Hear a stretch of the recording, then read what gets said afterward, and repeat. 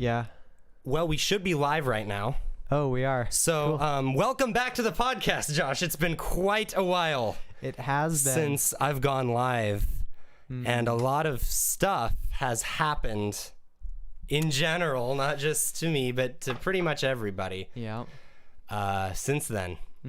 So should we talk about that first, or where do you want to begin? Well, I've got a little bit of a question for you. Okay. And that is, let's just say that, so we graduate on, we do the drive-through graduation thing on Saturday, right? Yes. So let's just say that you do your salutatorian speech and you get your diploma, and then you go to bed after a nice drive-in graduation day, and then you wake up and it's Wednesday, the first day of freshman year. Okay. You are physically you on the first day of freshman year, but your mind is the same as it is now, with all of your memories and all of your experiences. And you realize that you're going to have to go through high school, those same 4 years, but with a more wizened and, one could argue, developed brain. Oh, man. What do you do differently? What immediately pops out to you as something that you would change about your behavior? Okay. I think task number 1 is to prepare myself for an identity crisis. Okay. Okay, so when I was in 9th grade, I don't know if you guys remember this, but if you look at my 9th grade picture, it's pretty hilarious.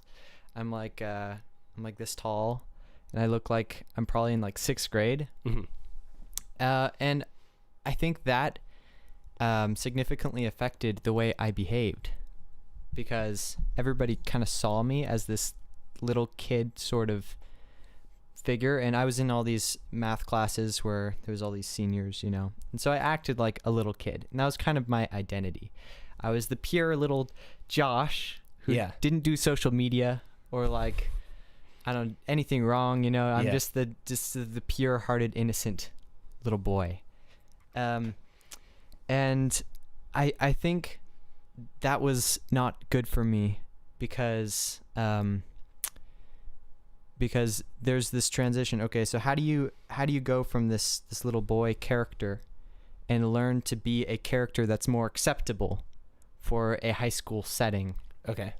And is that the only advantage to not being a little boy character? If it was socially accepted to be the pure little boy, would that just be better?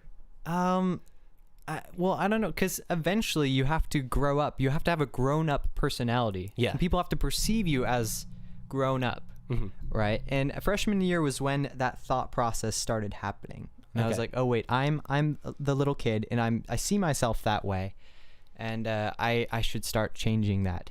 And I think I started trying to change that much too late. And I think, I had a big misconception about maturity when I was in 9th grade. I thought mature people, just like, they were kind of apathetic. They were more apathetic, right? Little kids, they get excited about everything. Yeah.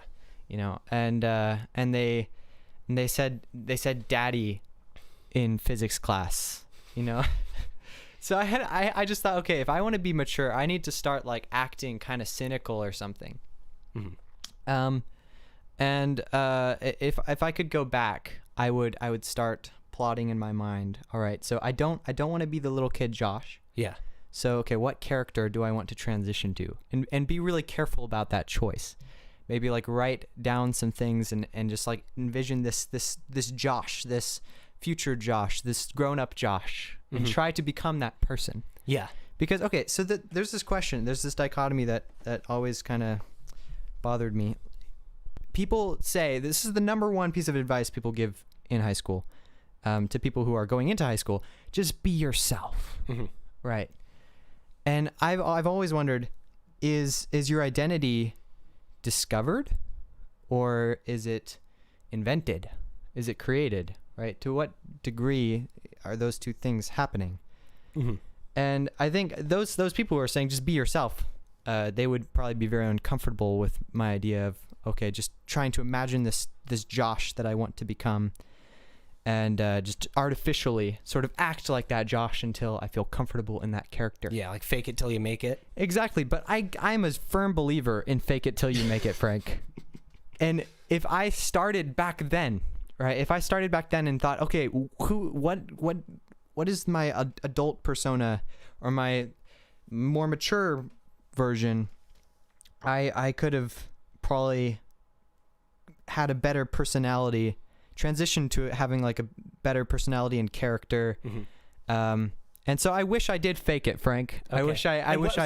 What would that look methodically like? faked it. Because I think a large part of your little kid perception, of course, you did behave like a little kid, but you also looked and seemed and acted and sounded, not acted, sorry, and like sounded like a little kid, at least for a lot of freshman year, you know? So Yeah. are you just going to be senior year Josh in freshman Josh's body, or are you plotting a sensical transition? Okay. That's kind of hard. You're right. Like, do you want to fit in with freshman as a freshman? Like, no. Okay. No way. No, just, I don't want to be a freshman. Come on. If I could be my 25-year-old, not 25, if I could be my 45-year-old self right now, I would do it, Frank. I think, well, I don't know. Because maybe when I'm 45, I'll be all cynical. I don't think that a lot of 45-year-olds would. I think a lot of 45-year-olds would be like, if I could be my 17-year-old self right now. That's because like a 17-year-old's life is maybe more exciting. Yeah. And well, okay, that is tricky because there's so much, that I don't know, and there's so much to look forward to, right? And when you're 45, it's like you've already seen all the magic show acts. You're not impressed by them anymore. And maybe I don't want that, I guess, but I do wish I was a more mature person. Okay. So you would basically just, not try to be like, okay, here's my next go at being a freshman. Just be like, well, I'm a senior part 2 now, and then next year I'm going to be a senior part 3, and just like try to. No, exactly. Yeah. Yeah. So the real question is, my assumption, correct me if I'm wrong, is that you wake up with your senior Josh brain on the first day of freshman year, and you're not a Christian, right? Oh, crap. So do you have to plot like the best executed public transition away from Christianity? Or is this just like, because you're, not to get super deep into this, but that's the first thing that sort of came up in my mind, is that like your transition out of considering yourself a Christian was a slow, it was like a kind of a slow one with a lot of steps to it. Yeah. And so what would that look like for you to suddenly be in the thick of your good Christian boy public persona? It'd be probably easier back then. Even if I did it suddenly. You come closer to the mic. Oh, okay. If I got it over with that, okay, that sounds weird because I was a Christian back then. It's kind of confusing. Okay, how would I announce that I'm not a Christian anymore? I would just quit the worship team. And back then I wasn't a public spiritual figure. Yeah. Even though a lot of people would like see me as the good Christian boy. If I announced, okay, I'm actually not a Christian anymore, I don't think it'd be a super huge deal. What do you think? Especially because we have like the majority of the class wasn't there for middle school. Yeah. When we're starting freshman year, so you only have that reputation built up with the old kids. Yeah. And I think it would go over pretty smoothly, actually. I just quit worship band and kind of tell people.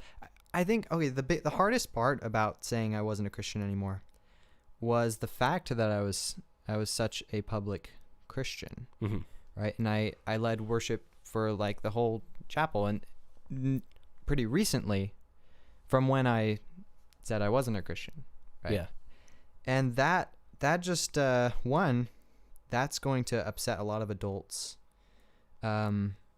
Because I think I was kind of the poster child as the Christian Monte Vista student a little bit. You were like their best one, No, not like that. But like, it's like if the Warriors lost Steph Curry, they're going to be a little bit aggravated. I think it's kind of like that. Like they knew that me being a Christian and also maybe, having other abilities that other people might admire, that was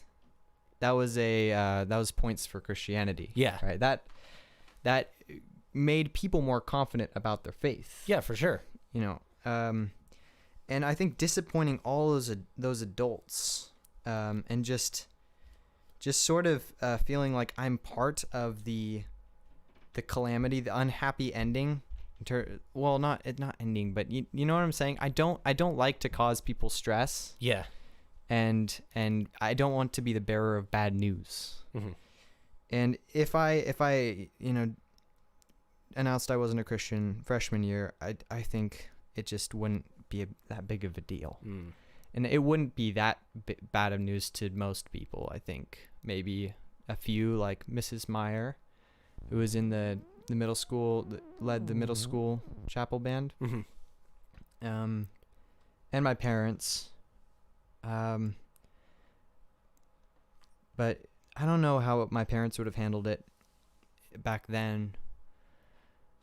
It's a hard part of this is just like the what ifs. Yeah. They're hard to gauge. But what about you, Frank? What would you do in freshman body? You know, for as much as I like this question, and I thought about formulating this question, I knew like I've got to have an answer, but I don't quite. The first thing that seems kind of obvious to me is to try to be a more disciplined person and like actually get good at piano and do a lot more homework Yeah. successfully than I wound up doing in my real high school timeline. And just see what that's like, because my contention is that for all the times where I feel like I have overcome my struggle with laziness and procrastination and done something that like I feel like, wow, I worked really hard on that.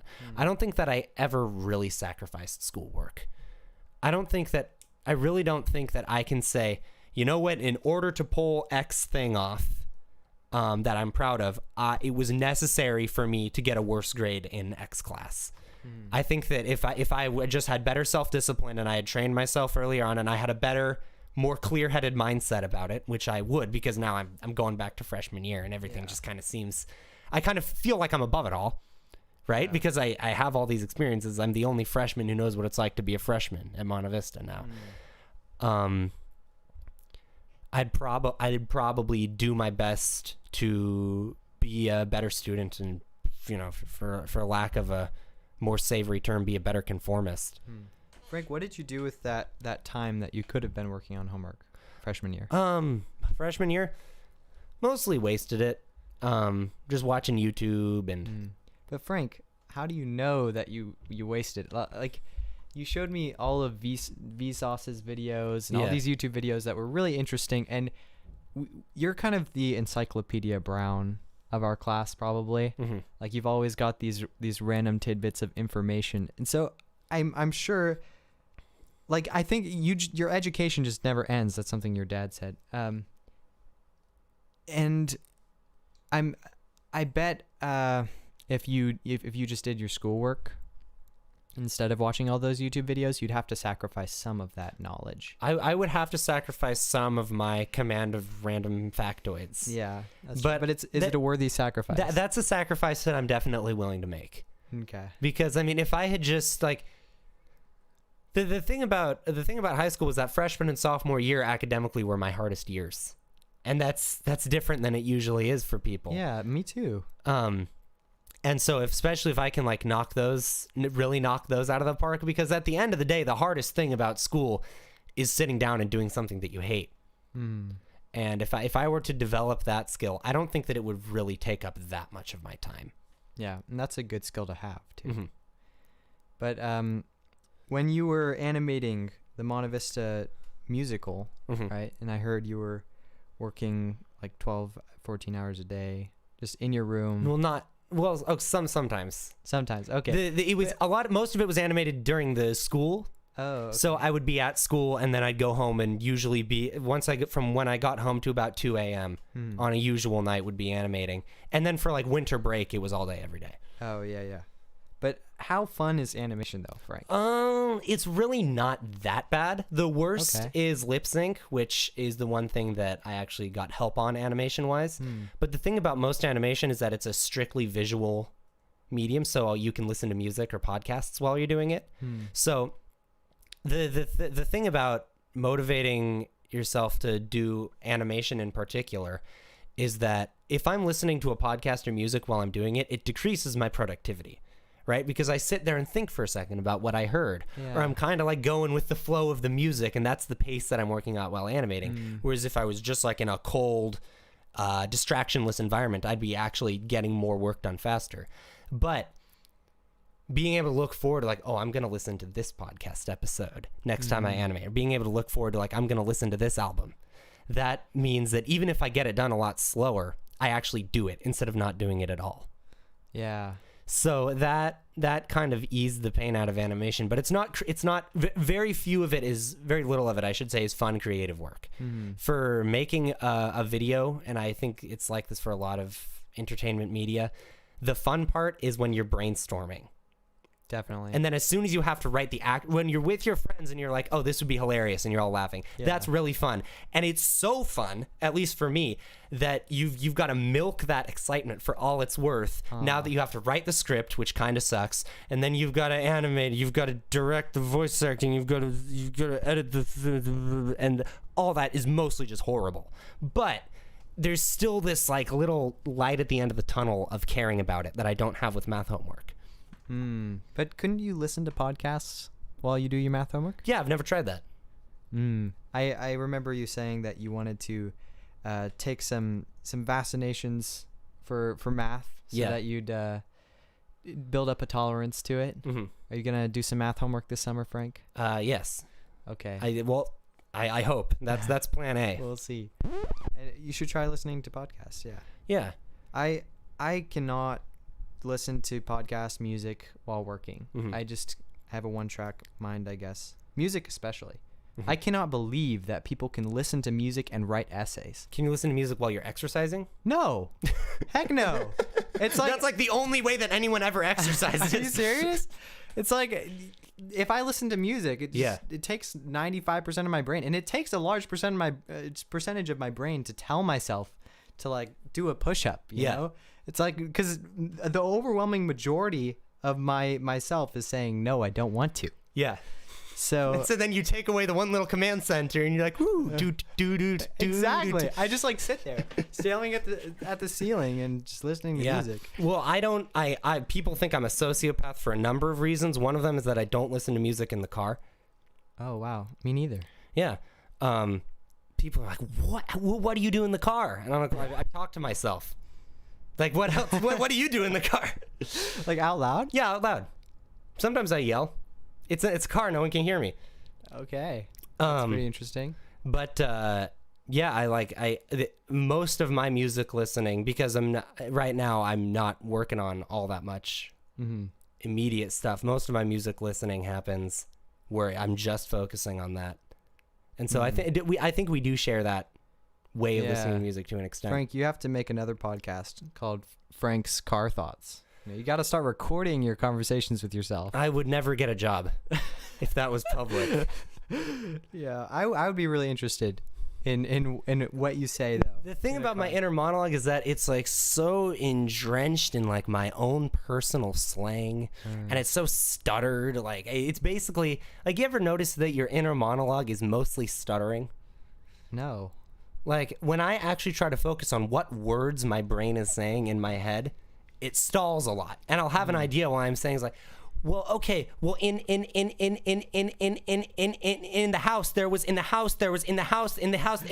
a bomb. There was a bomb in the house. There was a bomb in the house. Like that's what my inner monologue is. Wow. So I think that translates a little bit to myself when no one's around speaking. My inner monologue is generally just music.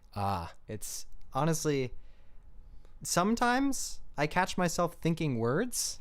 And that's usually a surprise, a delightful surprise. So I'm like, I think if I think in words more often, I will start to be better at using words. And I would really like that, so I could be better at this. But unfortunately, it's just a loop of, it's like stuttering. Yeah. Right. But for music, it's like do do do do. Do do do do do do do do do do do. Yeah, and I'm just like I've never gotten a song stuck in my head. I've only gotten 2 bars of a song stuck in my head on repeat. That's what's annoying about it. Yeah, and instead of talking to myself, I guess I sing to myself. You ever try? Drives my family nuts. If you have a song stuck in your head, you ever try to like finish the dang song? No. Like have you ever? It's tough to do. because I'll have a song stuck in my head, and it goes, I don't know, like I was inside when you looked at me. Oh, I was inside when you looked at, and I'm trying to go in the night, but like that never happens. My brain is just stuck on it being inside while you looked at me. Yeah, I know what you're saying. And I just, okay, there's so much amount of time that I spend in a day just doing nothing except thinking. Yeah. Right? And I just imagine, what if I had the discipline to actually think productively? Well, here's the question. What if you had the discipline to stop having fun? But is Wouldn't it really that be that ideal? fun for me just to be like, do do do do do do do do do do do? No, but it's not all that fun, but it's comfortable. Yeah, there's a really big difference for me between comfort and fun, though. Yeah. You know, like, I do not remember the majority of my high school experience. Mm-hmm. Right? Like, maybe 2 or 1% of it I can recall. Mm-hmm. And that's because I spent most of that time being comfortable and going do do do do do do do do. Right? But it takes more work to do stuff. I know, but I think it's just so much better in the long term to do stuff that engages your mind and your memories, you know. And that's one of the things to just kind of like make a full circle, you know. I wish I did, you know, just throughout high school is think that way. Mm-hmm. Think like, okay, I am actually making memories, and like, how will my future self think about my high school experience?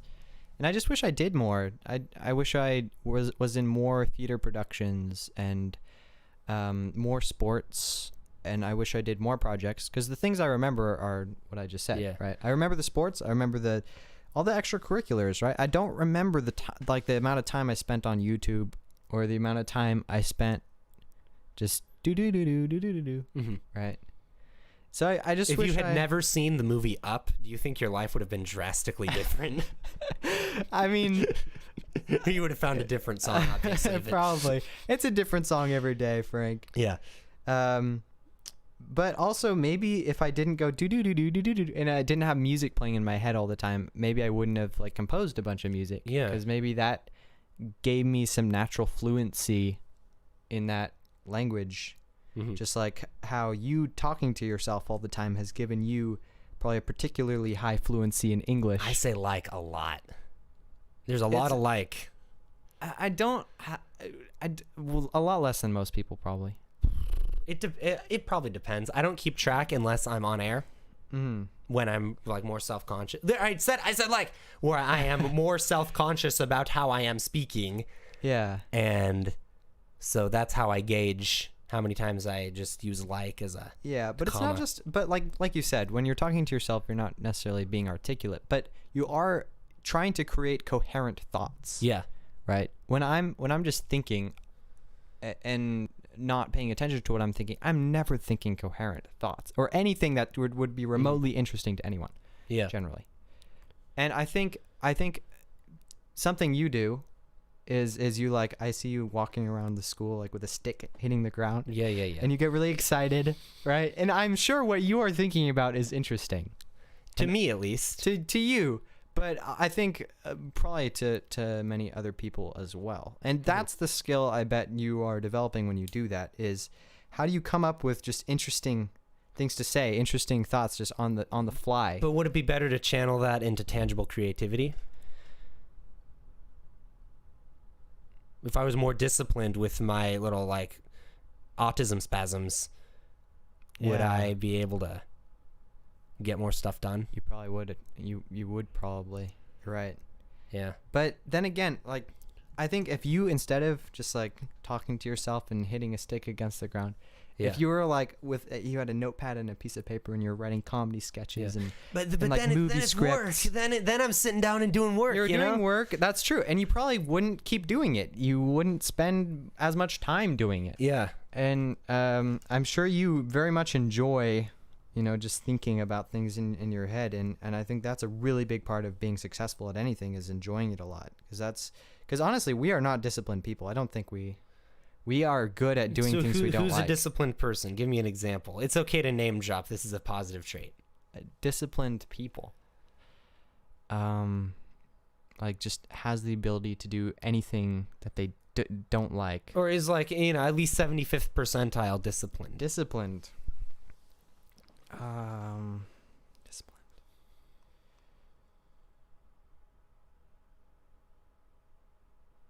Dead air. I know. It's okay.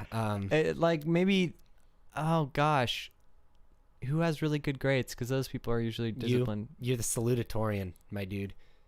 Well, okay, here's the thing about that, Frank.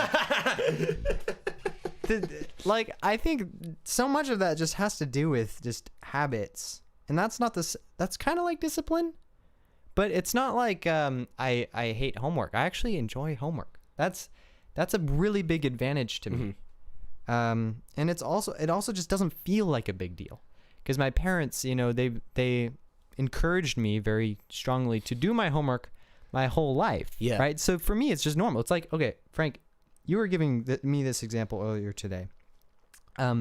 You used to be a dishwasher last summer, and you would just like deal with these piles of dishes and work super fast. And then when you moved on from that job and you had to do your dishes like in your home sink, it didn't feel like a big deal. Yeah. Right. And it's just the same, I think, if you've been trained from an early age, this is what you should just get used to. Yeah. You do your homework.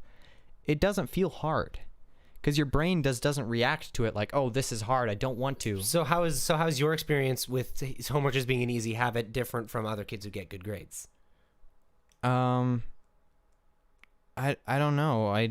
Maybe for them it's the same situation. Here's a better question. How many kids have really good grades whose parents don't really care about their grades? That is a good question. I don't really quiz people on that. Don't really know. Can you think of an example? What about Lucas? No, Lucas's parents are hardcore. Lucas is an example of someone. I think he's really fascinated in efficiency of systems, right? And he's like, okay, what's the minimum amount of work I can put in to achieve the desired result? I don't think Lucas, I'm sure, deals with laziness a lot. I'm not saying he's not lazy, but I think the biggest reason why Lucas has kind of the persona that he does is like doing the bare minimum is because for him it's a lot of fun to get a result out of doing way less work than anyone else at it. Yeah, it's like producing a good with the least amount of money. Yeah, that makes sense. So Lucas is not a good example. Yeah, his parents are hardcore. Yeah, but he might be an example, like you said, of somebody who might enjoy the system and playing the rules. Yeah. So I don't know if he's necessarily would fall into this category of discipline that we're looking for. So the question is, let's move on from grades. Okay. Who's disciplined? I mean, like a really hardworking, like blue collar person who has to move Josiah bricks Clymer or something. Is a very disciplined person. Okay. Like, he. And in terms of like moral issues and being aware of his thoughts and using his time effectively, I think he would be a good example. Mm-hmm. And he's also a good example of how all of us are not very disciplined. Like the things what he has to do in order to have a disciplined mind and to, because that's just these days he's been talking about that a lot, just wanting to be disciplined. He has to have some really rigid rules for himself, and it just takes a lot to get to that place. Yeah. So he would be an example of someone who's disciplined. That's one thing that I maybe I don't think I've ever said this to anyone, but I always imagine like getting into an argument. If I have to defend me working hard on something that I felt like I worked hard on, I'm like, this is actually way more impressive than you think. Because if you were to do this, you're a hardworking person, you're a disciplined person, you achieve that. I achieve this despite the fact that I'm incredibly lazy. Oh. Like it's more impressive, I would wager, that as just a deeply lazy human being, I pulled X thing off. Yeah, exactly. And that's why. Oh, actually, okay. So I got a job recently at California Grill, and I was just talking to my work people. And somehow it came up in conversation that I was going to New York for college, or I was going to Columbia University. And and we just started talking about they just started saying like it's just not fair because I'm a first generation citizen. I don't know. Their parents were from Mexico and immigrated here, and they see these parents teaching their kids sign language, and just like caring for them and like reading them books. Yeah. And they're like, my parents never read to me. They never cared about my grades, you know. And they just really wish that they were in that environment growing up. And I just had to agree with them. It's like, it's not fair at all. Like some people just have a better situation growing up. And the problem is at some point you have to have an objective standard and not just say, okay, how impressive are you based on where you started, right? Because you have to get good grades in order to go to college, no matter how lazy intrinsically you are. Yeah. And yeah, so at some level, we are graded by things that are not fair. But something that you said to me that sent me into a deep downward spiral, arguably. Oh, crap. Back in it's all good. In freshman year, is like, you're like, Frank, why do we give so much help to people who are naturally not intelligent, but people who are naturally lazy, we just don't care? It's like, go fend for yourself. Yeah. You know, it's so like, the real question is, that's why, Frank. Like the mindset that, oh, I am intrinsically lazy. I'm a lazy person and I'm a victim of this disease that I just can't get rid of. And I should just like be treated like someone who isn't naturally intelligent or has a learning disability. But at some point, doesn't that make sense? I mean, it does make sense, Frank, but it's a bad way of thinking. There's a lot of examples of that. Like the idea that, if I just like robbed a bank, I shouldn't be held accountable for that because, you know, I grew up and my parents were abusive and then I ended up on the street and didn't have money and what else could I do? You know, you could always like blame But it's things. still worse if you or I were to rob a bank. Wait, what's worse? If us privileged white people were to rob a bank? True, but the punishment has to be the same because that's just how you stop people from robbing banks. If you graded people based on their intrinsic laziness as measured by some kind of test, right, and their performance, you would get lower results overall. It's like in PE, in middle school, where they graded you by improvement. Yeah. Right. And people, they just didn't run hard at all in the beginning. Yeah. And they just like tried to work it a little bit harder and harder. You know, the best way to get the best results from humanity is to set hard objective standards and say, if you don't pass these. Well, doesn't that breed pessimism and cynicism in people who are objectively disenfranchised, like someone who's a first generation American citizen whose parents never read to them? That's true, because we don't have hard standards, honestly. Yeah. Because if you write in your college essay about those situations, they're going to be more likely to accept you because you're more impressive. And I mean, that does have value, I suppose. Like, if you are a first generation citizen, right, and your parents didn't speak English, but you still managed to teach yourself everything you needed to know for math and English without your parents helping you, that shows that you have this level of drive and ability that's uncommon. And so I think that in that particular case, it actually does point to your more objective competence.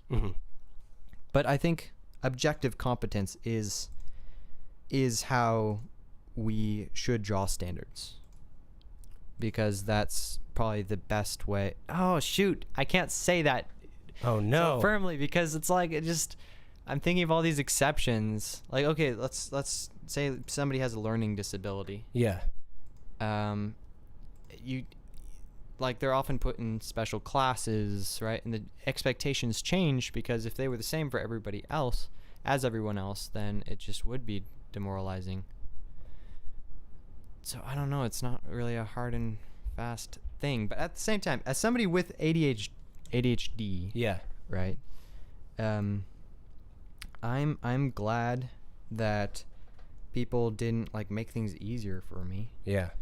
even though I had some, I guess, disadvantages. Did you though? I don't know. Because on the first time we ever went live, didn't you don't tell the know. story about how you kind of fudged your ADHD diagnosis? Okay.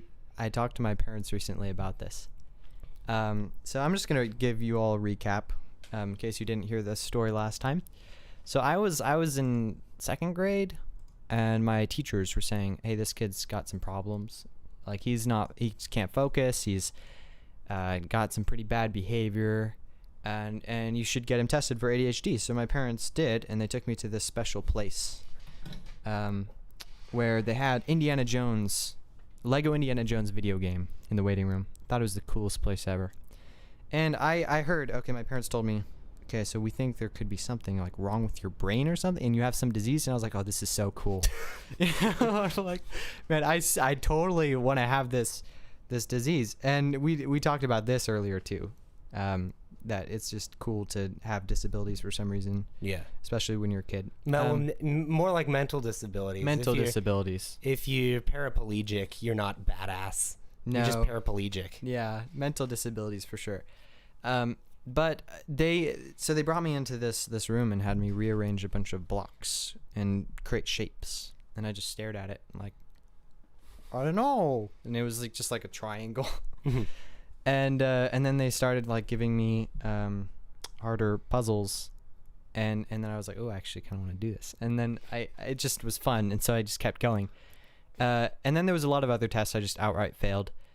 Well, I found out later that those weren't tests for ADHD. Those were IQ tests. Ah. So I was faking on the wrong thing. This is interesting, Frank. Okay, but you described. sorry to interject. Okay. And argue with your own now improved memory of your life. No. I wasn't there for. But like you described noise in headphones. Definitely. And a beep. That's not an IQ test. That's a focusing test. Like you're looking at something and then. I don't know. Okay, this is what my parents told me. Uh-huh. And we just had this conversation later, and they were like, "Wait, no, you didn't get this." They figured out we had ADHD by watching us play video games. Okay. So the tests, I guess weren't part of it. Yeah. They were like, they had cameras and were watching us play Indiana Jones video games, and I had no idea. And just based on our behaviors, that was their strongest evidence for saying we had ADHD. So what would a non-ADHD kid, how would they play Lego Indiana Jones differently? I'm not a psychiatrist, you know. I assume like an ADHD person would like start to do a level and be like, now I'm gonna do another level, and just kind of wander around and not really go in a linear path.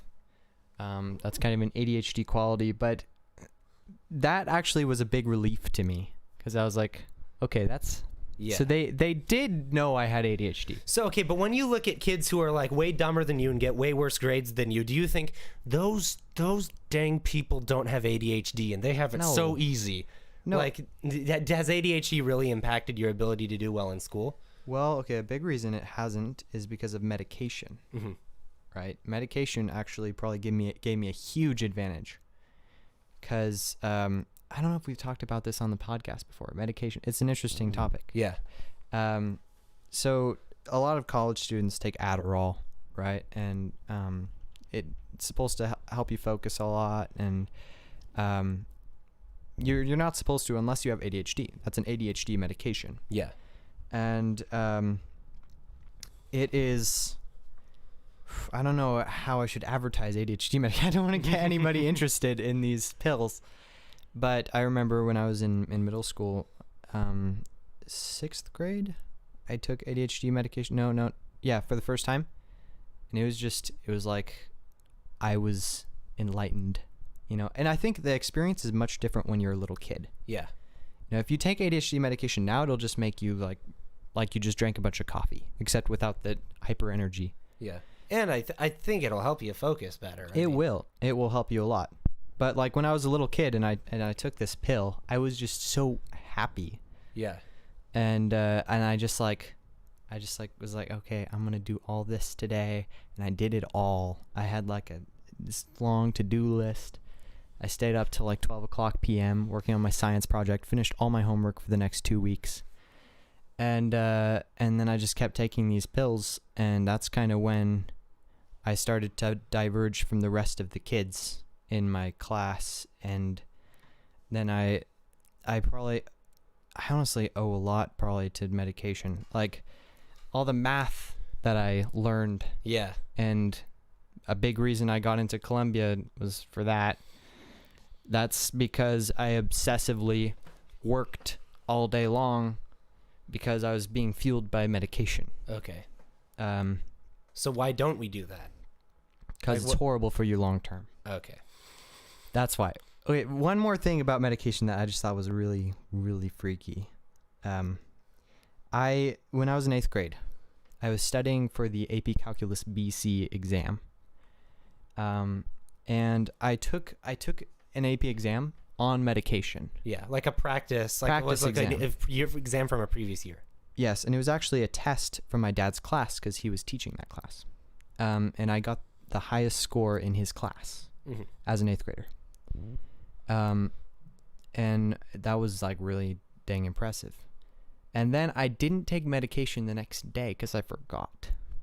And then I took another practice test and I got a 3. As opposed to the 5 from last time? Yeah, solid 5. It was like 108 points. Yeah. Honestly, like a 90%. And the next time I took it, I failed it. And I remember just staring at the page and being like, I don't know what to do. I don't know what to do. And I just felt like half my brain was missing. Yeah. And that just freaked me out. I was like, can I do anything without medication? Is it just this pill? Right? And then there's another problem with medication. And it's that you can't take it every day. Mm-hmm. If you could take it every day, I could be like little child prodigy every day. That would be great. Yeah. But if you take it every day, it'll wear off, and then you just don't feel the effects anymore. Mm-hmm. So you have to take regular breaks. So I would take breaks every weekend. And so on the weekends, I was this zombie, and I just couldn't do anything. And I was just like, I just wanted to eat food. Like super low dopamine levels. You didn't have any. Exactly. That's what the medication motivation. does. Is it boosts your dopamine levels.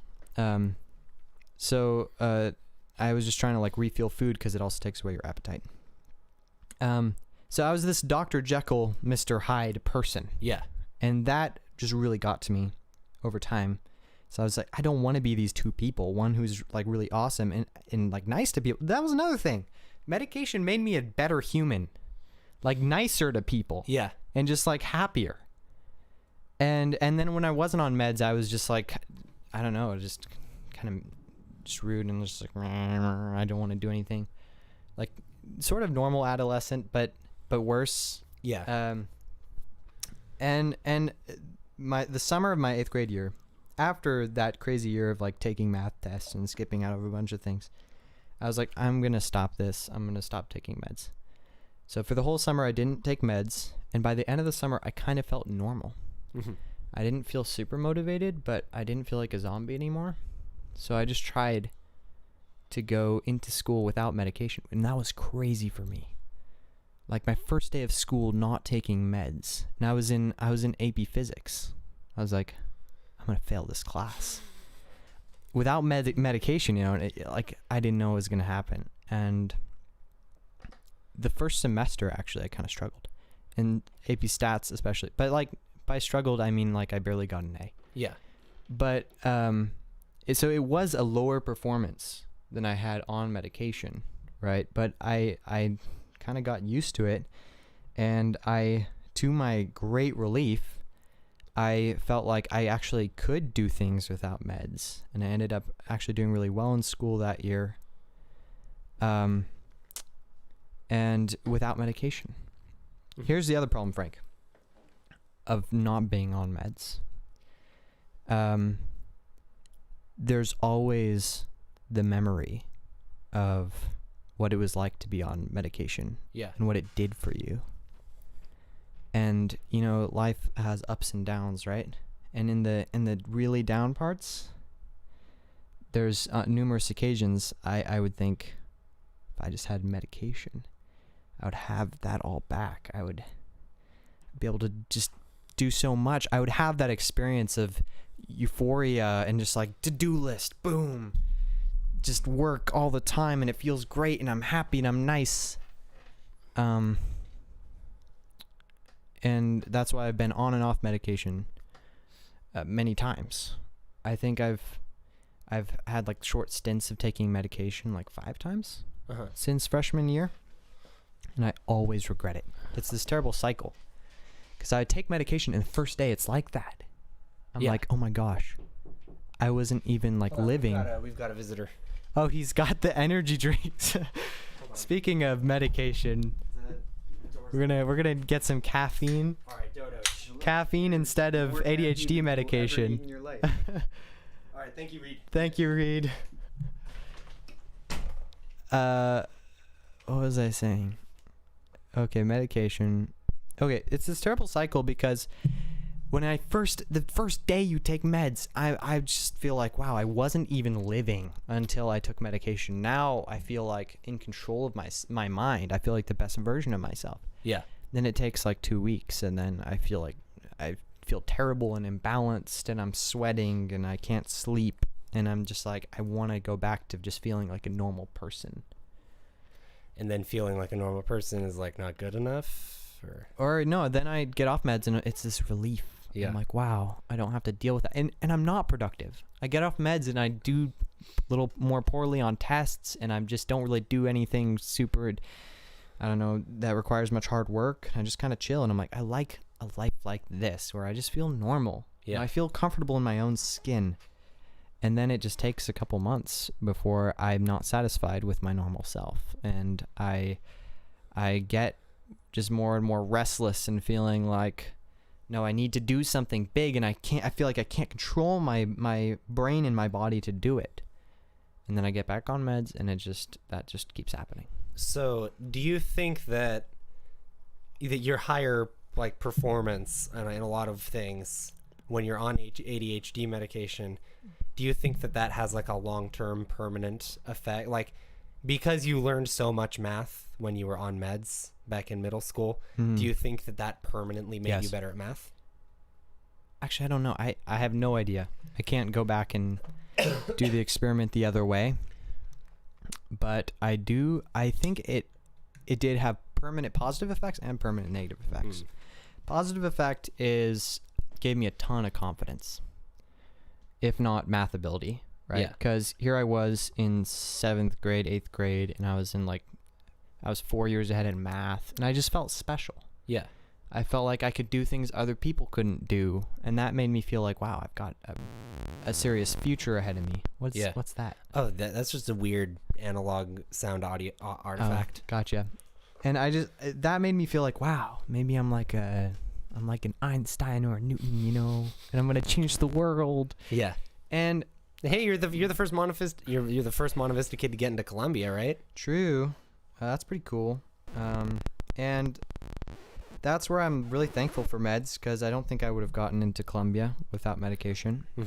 Because it requires, I think, some sort of serious mindset difference at an early age to get a lot of accomplished as a child. Okay. And that's just because you're not mature enough to just really to really care about the future, I feel like. Yeah. Maybe my usual perspective is that I'm appalled that people in elementary school have homework. Like, I just think that's kind of evil. I think you're better developing a kid, having them do cool stuff, as opposed, like, I think this is not a very well articulated thought, obviously, but my immediate little emotion is like, kids need to read and write and do some basic math, but then you're just squandering their potential as a unique human being by making them do tons and tons of homework. Well, I don't know. They still have time to do other things. I mean, what would they do if they don't do homework? That's the question. More activities and stuff. Like, what's getting more and more common is that you sign your kid up for dance class and X sport and piano lessons and whatnot. Yeah. And I think most of those things are good. Yeah. Might come as a bit of a shock, though, when you have to start doing homework. Yeah. Right. And because the painful fact is, it is extremely important that all of us learn to do things we don't like, because that's what you have to do when you get a job. But here's the question.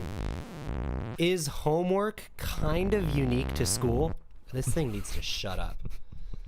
I don't know what the issue is, but it's being annoying. But okay, hear me out. What if we just abolish homework and projects and assignments and studying for tests? It's not like you don't do work at home, but these inane homework assignments, can we do without those? People are talking about this. Like, people with PhDs are writing papers about how we don't need homework in elementary school. Yeah. And I honestly just don't know enough to give a valuable opinion. Yeah. But I think you're very capable of learning as a small child, learning advanced concepts. And I'm just afraid that if you take away homework, that Americans will just be more behind in their education, and then all these other countries like China are gonna like, when the dorm students come, they're always like, oh, I learned this in middle school. Yeah. And that's always Or like, Mr. Song's classic line, this is a kindergarten level method. I know. This is a first grade method. Yeah, exactly. And I don't want America to be the laid back one that's like, oh no, we just want kids to have fun, and then nobody learns calculus. Like, everyone just takes algebra 2 when they're seniors. You know, I don't want that. Well, here's the question though: are the kids who have an aptitude and a want to learn calculus, if we compartmentalize our kids a little bit more and recognize that not everyone's going to be great at calculus, but the ones who are, we start them even earlier? Or does that squander the opportunity for someone who isn't outwardly? No, yeah. I used to think that we really need to allow people to specialize from an earlier age. That's because I liked math a lot. And I was in 7th grade, and I was like, why do I have to take English classes? Yeah. I hate English. And I was in the exact same boat, but the opposite boat. I was like, why do I have to take math? I love English. Literally. And it blows my mind that people are so different, where you'll get people who are like, yeah, I always liked math as a little kid. And I'm just like, math as a little kid is the worst. It is. Honestly, I can say that too. Yeah. Honestly, I don't know. I would never have liked math if I had just been exposed to math through school. Yeah. But I was exposed to it through my dad, who had just found some things in math interesting and started teaching. Actually, it was for his master's degree project. He wanted to teach an elementary school kid calculus. That was his project. Okay. And he didn't teach me calculus, obviously. But he taught me all these concepts that I thought were really interesting. I was like, whoa. Yeah. I just really wanted to know, like, what was under the curtain, behind the Yeah. curtain, you know? Because he was just like, derivative, and I can't tell you the details, but here's the concept. And I was like, oh, wow, I want to know the details. So I think my dad was just a really big part of me being interested in math. The comparison I always give is that my dad also tried to get me interested in math and made me do math problems when I was little. But maybe maybe his approach wasn't as tantalizing to me, because it always just annoyed me. Yeah. I always thought, Frank, that you have a very mathematical way of thinking. So who's an example of someone who you consider to be intelligent who doesn't have a mathematical way of thinking? And you don't necessarily... Mr. Mr. Gentleman. Actually, wait. That's kind of hard to say. Because I feel like when a lot of the math bros say, well, you have a lot of math potential. You're really a math person. You just don't know it yet. What they're saying is that, like, they're defining math as any sort of thinking about something and drawing a conclusion through logic. That's kind of true. Okay, so like Mr. Tally, Mr. Gentle, there's like a lot of really intelligent people who can speak really intelligently about a lot of things and have interesting ideas and can think, right? Mm-hmm. That don't necessarily demonstrate the same level of analyticalness. But Josh, I'm telling you, I'm bad at math. I like to think deep down it would be really fun for me if I could say, I'm not a math person, but secretly, I can hold my own in math. So I try to do I go like question 1 of the lowest level AMC, and I'm like, you know what? I got this. 2012 AMC level 8, and then it's just impossible. Yeah. Well, the thing is, AMC I don't think is a super great Well, okay, that's another thing math people do. They're like, that's not a real representation real of math. math, yeah. It's like, what's real math? Yeah. I mean, I guess you have to be in like graduate level class. So how does my thinking? I'm interested. How does my thinking differentiate from Mr. Gentleman's thinking? Or so not differentiate. Maybe I'm proving myself to be a good math person by being a bad English person. How is it different? How is it different? Gosh, it's hard to be specific about these things. Let's see. What are some things you say that sound like math-like? I don't know. No, not the dead air. No, it's all good. Okay, I don't know if I can think of specific things off the top of my head, but I feel like people out there can agree that you have an analytical way of thinking. But how? In what? So, but do you want me to explain what I mean by analytical? Well, let me try to prod, and then maybe you can tell me why I'm wrong. Gentleman's whole shtick is analyzing things. He looks at, if we turn to page 241, sorry, it's 242. We can see here that blah, blah, blah. Well, what does this mean? Well, because this is used and this is used and blah, blah, blah. Like it's called analysis. It's literary analysis, right? That's true. I think though he doesn't, the difference between analytical thinking and what Mr. Gentleman does or Mr. Talley does, I think is like you want to get to the bottom of things. I think, and like Mr. Gentleman can talk about a poem and create interesting ideas about a poem that are creative and defend that, but he's not going to make an argument that it's like if we want to like really. Actually, no, I shouldn't say anything. I don't. Mr. Gentleman might be watching this. I don't know, like, what he thinks about my. I don't think he's watching this, but okay. That shouldn't affect the way you speak about him. No, on a of public forum. of course not. I just don't. I don't want to speculate too much about how people think. Maybe Mr. Gentleman isn't a very good example. Well, in all fairness, you're speculating about the way I think. Yeah, but you're right. And you can. Well, I'm using this as like legitimate feedback because. Yeah. I probably know more about how I think than you do, but I still don't know everything about how I think, and outside feedback is interesting to me. Yeah. Okay, so what is it? Okay, what I'm just going to use you as an example. Okay. Okay, so something analytical that you do. Okay, here's a great example. Okay, you're just telling me today about dishwashing. Yeah. And how you were a dishwasher. And you were the first dishwasher who ever tried to develop dishwashing theory. No, not. I don't want to claim. Okay, no, not the first, but like. But the only one at your restaurant. It was me, and yeah, you like the other people didn't really think about that.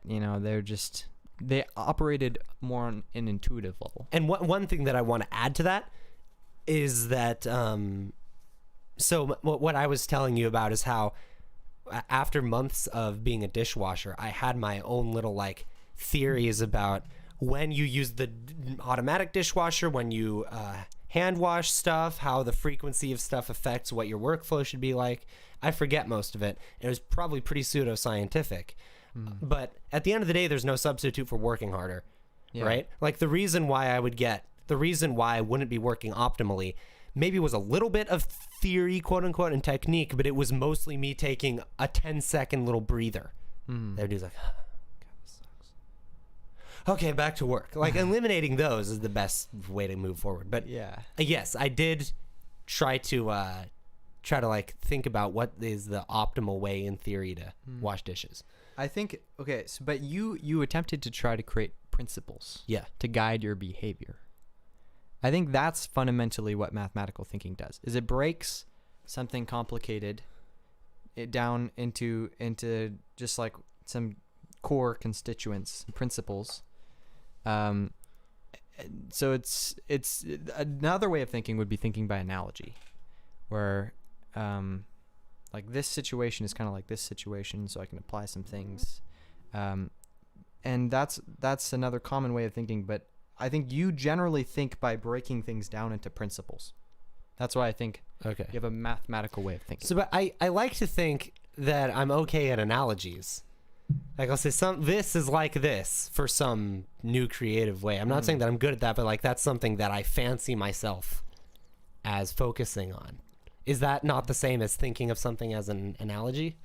But okay, so if you were to wash dishes, would you would you try to create a few like rules to follow to wash dishes better, or would you say, well, washing dishes is kind of like dusting the house? I guess I just have to start from one end and go to the other. So are you saying that if Gentleman were to be hired as a dishwasher at Akira, he would be like, dishwashing is kind of like women in the 18th century in Europe? I don't know what Mr. Gentleman, how he would wash dishes. Wash dishes. Dishes. Wash dishes. They both have an SH. Wash dishes. But I think we've milked this topic Okay. a little too much. It is a little mysterious to me that you're bad at math, because you're good at making those kinds of first principles arguments. Another thing that I'm really bad at is arguing, by the way. No, I suck at debates. Josh, do we want to go into my horrific debate track record? Because it's embarrassing. Okay, but is that just because you didn't like thoroughly research? To an extent, but I still think that I have a genuine disadvantage. Like I lose arguments, and then 10 minutes later I'm like, wait a minute, I was right, and I like have and I didn't do more research. I see. Like maybe it's just not me not being quick on my feet. Like maybe I don't have a command of information and talking points that I can grab at easily. It takes me time.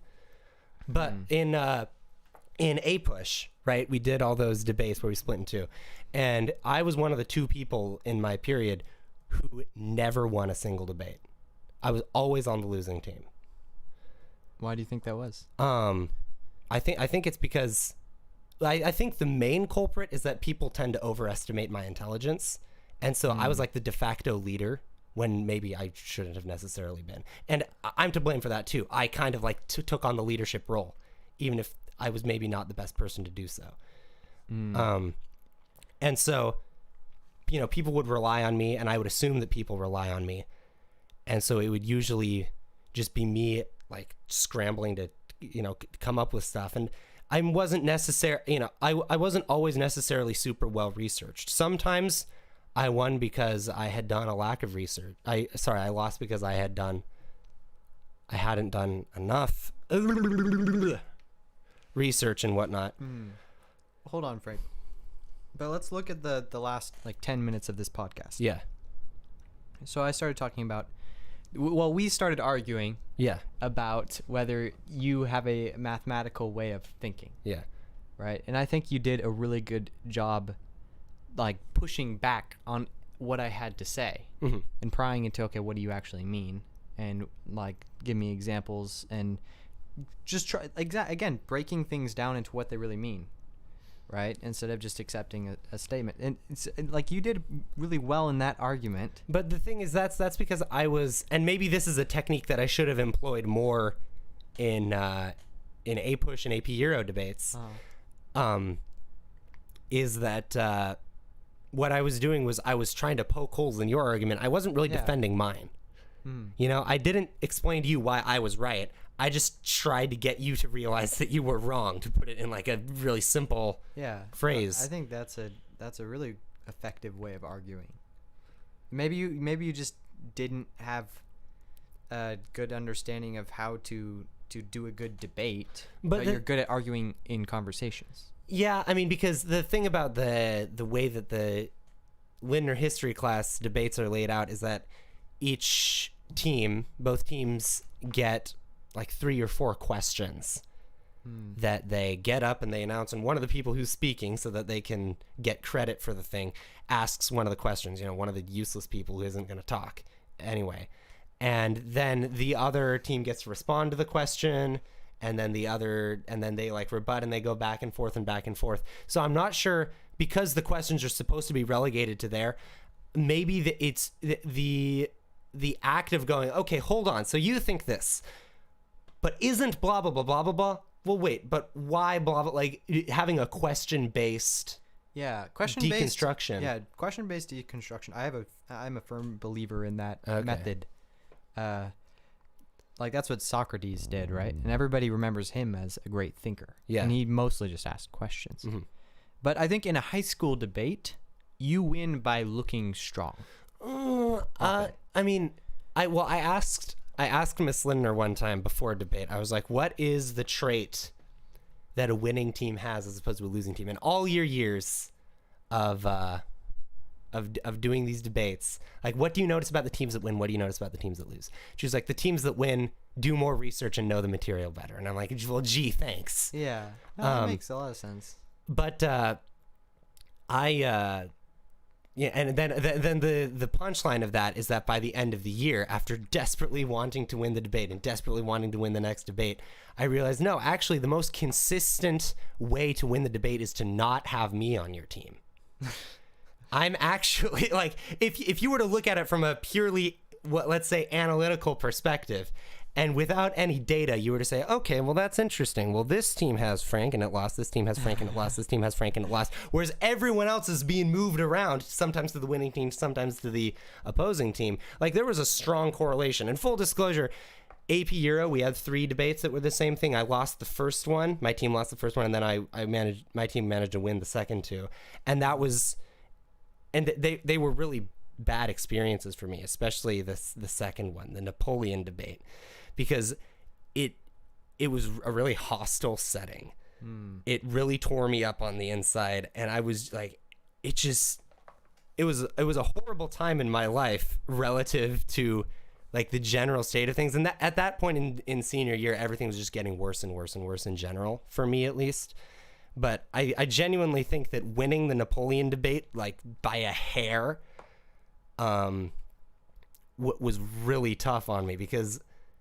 Well, okay. Wait, winning or losing? Well, my team won. So here's what happened, right? We were split up into 2 groups randomly, and it was literally, it was the kids who were good at debates and the kids who were bad at debates, and I was on the bad at debate team. And then they got to choose their side. They wanted to say that Napoleon was an evil tyrant, and now we have to defend Napoleon as a hero of France. Oh, okay. And so. I'm giving my team little pep talks kind of jokingly, and I'm like, guys, we're screwed.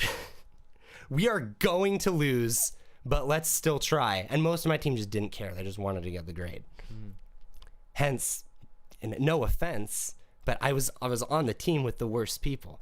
Everyone on the other team wanted to win the debate for the sake of winning. Most of the people on my team literally winning or losing the debate had no effect on their day. Like, well, what happened in my day? Well, I got credit for the debate, is what they think. But for you, winning the debate significantly would weigh into your human value. Absolutely, because so far I had this uncanny ability to lose debates. It was kind of impressive, and I wanted to end that streak so badly.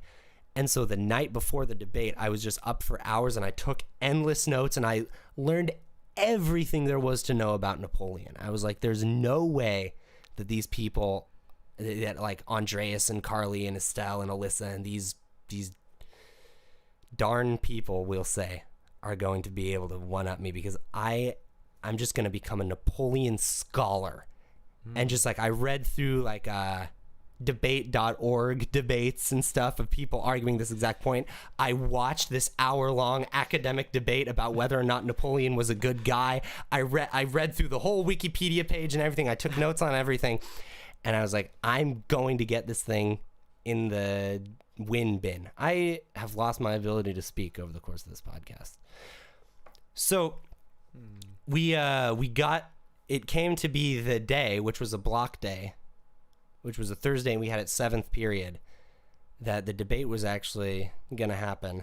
And then one of the other people in my team, I tried to assemble everyone from my team during lunch to touch base and figure out how we were going to pull this off. Only one person from my team wound up showing up with me. The rest of them just didn't really care. And we all had our stuff, and we organized everything into everything. But we were still unorganized as far as having questions, and we were kind of screwed, and I hadn't written out much stuff. I had just acquired this base of information, and I'm slowly realizing that this story doesn't really have a point, and I'm rambling. But the point is that we go in there, and I just feel like we get crushed, because Andreas is like, no, the blah blah blah blah blah blah blah, but the blah blah blah, no, blah blah blah blah blah blah blah blah blah blah, and England blah blah blah, United blah blah blah, Britain blah blah blah, and I wasn't prepared for that. I thought he was only going to be like blah blah blah blah blah, but he going blah blah blah blah blah blah blah. Like it was very intense, and it got to the point, and the worst part about it is that, especially for their team where they have to argue that Napoleon was a bad guy, they have to tug at the heartstrings of the judges, and they have to say, people died under Napoleon's reign, millions of lives lost, and like he was a misogynist, he was a like they have to play the assassin, like the moral high ground card. And so when I try to call them out for when I feel like some of their points are false, it got legitimately snippy, and like it was because it was me. And this was his.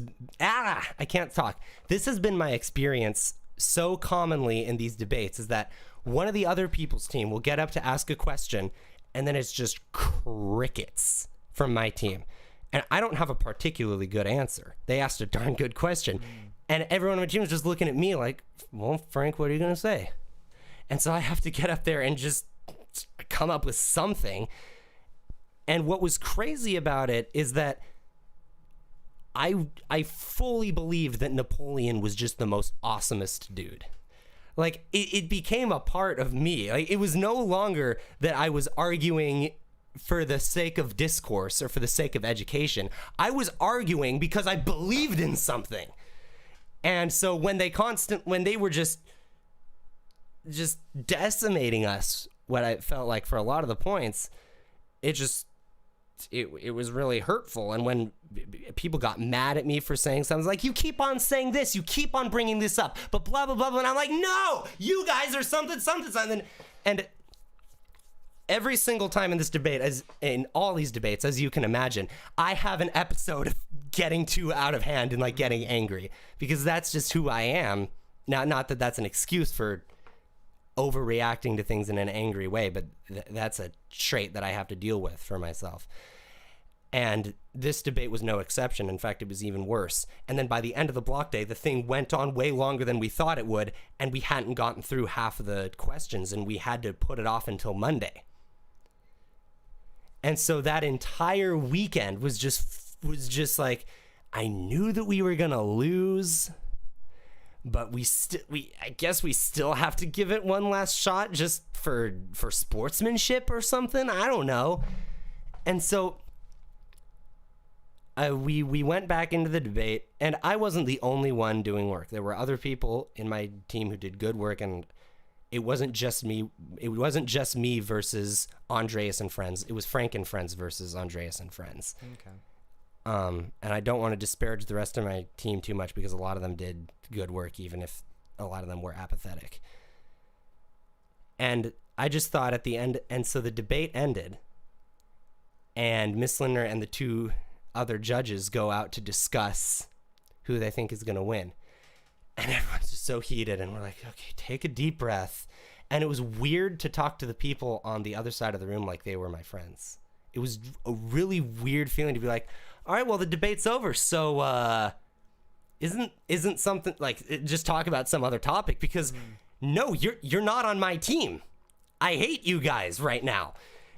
And so I asked, and I was like, okay, so Andreas, what really stung about it was that Andreas would have rather been on my team. He liked Napoleon. And I was like, so what would you have done? What if you were on our side? How would you have beaten us if the teams were reversed? Because it was such a weird thing for me to separate people from the fact that the opinion of the two teams, the sides that we were given, was pretty much random. This story has no point. I should not have started. Wait, so hold on. You won the debate. Yeah, and then we won. And it was a big surprise to everyone. I didn't feel like we won. Huh. And why did Miss Lindner say that you won? What was funny is that I don't want to get too deep into Napoleon, because as I said at the end of the debate before we found out that we won, I was like, yeah, well, this really sucks, because I'm about to lose this debate, and now I have all this random knowledge about Napoleon that I'm never going to use for the rest of my life. Until now. But no, I'm not a Napoleon scholar. I've forgotten most of it. But Andreas said, well, if I were you, I would have focused more on how Napoleon managed to pull France out of the chaos and the disarray of the French Revolution, and focus more on how bad it was before Napoleon. And then the judges said that we are going to choose the pro-Napoleon side because they focused more on what it was like before Napoleon and how he managed to get them out of the French Revolution, which isn't something that I felt like we focused on. So Andreas was right on the money about what the real point was. Yeah. So, Frank, I'm a little confused because it seemed like you framed this as a catastrophe, like this was a negative event. It was. Why? You won. Well, for the first time, right? First debate. I felt horrible afterward. It because I had more negativity in my life. Because of the competition? Because of the competition. And I was just so frustrated, and like frustrated with people on my team and angry at people from the other team because they were wrong about Napoleon. And I don't know if I wish I would have just not cared and just had a brutal loss. But I look back on that debate as just a really, really harsh thing to have to go through, and I did not like it at all. I dreaded going into class for those debates because there was just so much contention. And do you think part of that is people's expectations of your performance? I think so, yeah. Yeah, that, like you said, that might be part of your disadvantage. It's like people just look at you because you're the one who can speak articulately. I'm great at arguing about stupid stuff like SpongeBob or something. Yeah. But as soon as something's important, anyone can beat me in an argument. I will lose so hard to a flat earther. If I were to go toe to toe with your average flat earther, I'm telling you I'd lose the debate. So you won the debate in Miss Linder's class. Yeah. And do you think that is mostly because of your preparation? I think so, because my conduct wasn't as good. Like, I don't know why I won, and I was really paranoid, and arguably still am, that it was a pity win. But okay, you said you barely won. How do you know you barely won? I know I barely won because everybody thought the other team won. And what was strange was that apparently all the judges, it was a unanimous decision for all the judges that my team won. And like Ms. Linder kind of assured us that, don't worry, this, you guys legitimately won. This was a unanimous decision. We all thought that you guys won. But I can't help but worry that this was all just to not hurt my feelings, because I had communicated to Ms. Linder that I really didn't like doing these debates and that I was really stressed out about it, just to like gain sympathy points, I guess. And I'm still worried that she just lied in order to make me feel better. But all of the judges lied in order, or like, okay, wait, Frank. This is not a rational opinion, but this feels a little bit like a paranoia. It is a paranoia. I'm a deeply paranoid person. So, okay, did you talk to other people and they said that they thought the other team won? Well, when Miss Linder and the judges exited the other room, we were like, okay, good job, guys. Like that was just the opinion of the room. Yeah. I'm just wondering whether people from my group are like, come on, guys, we haven't lost yet. We might technically win.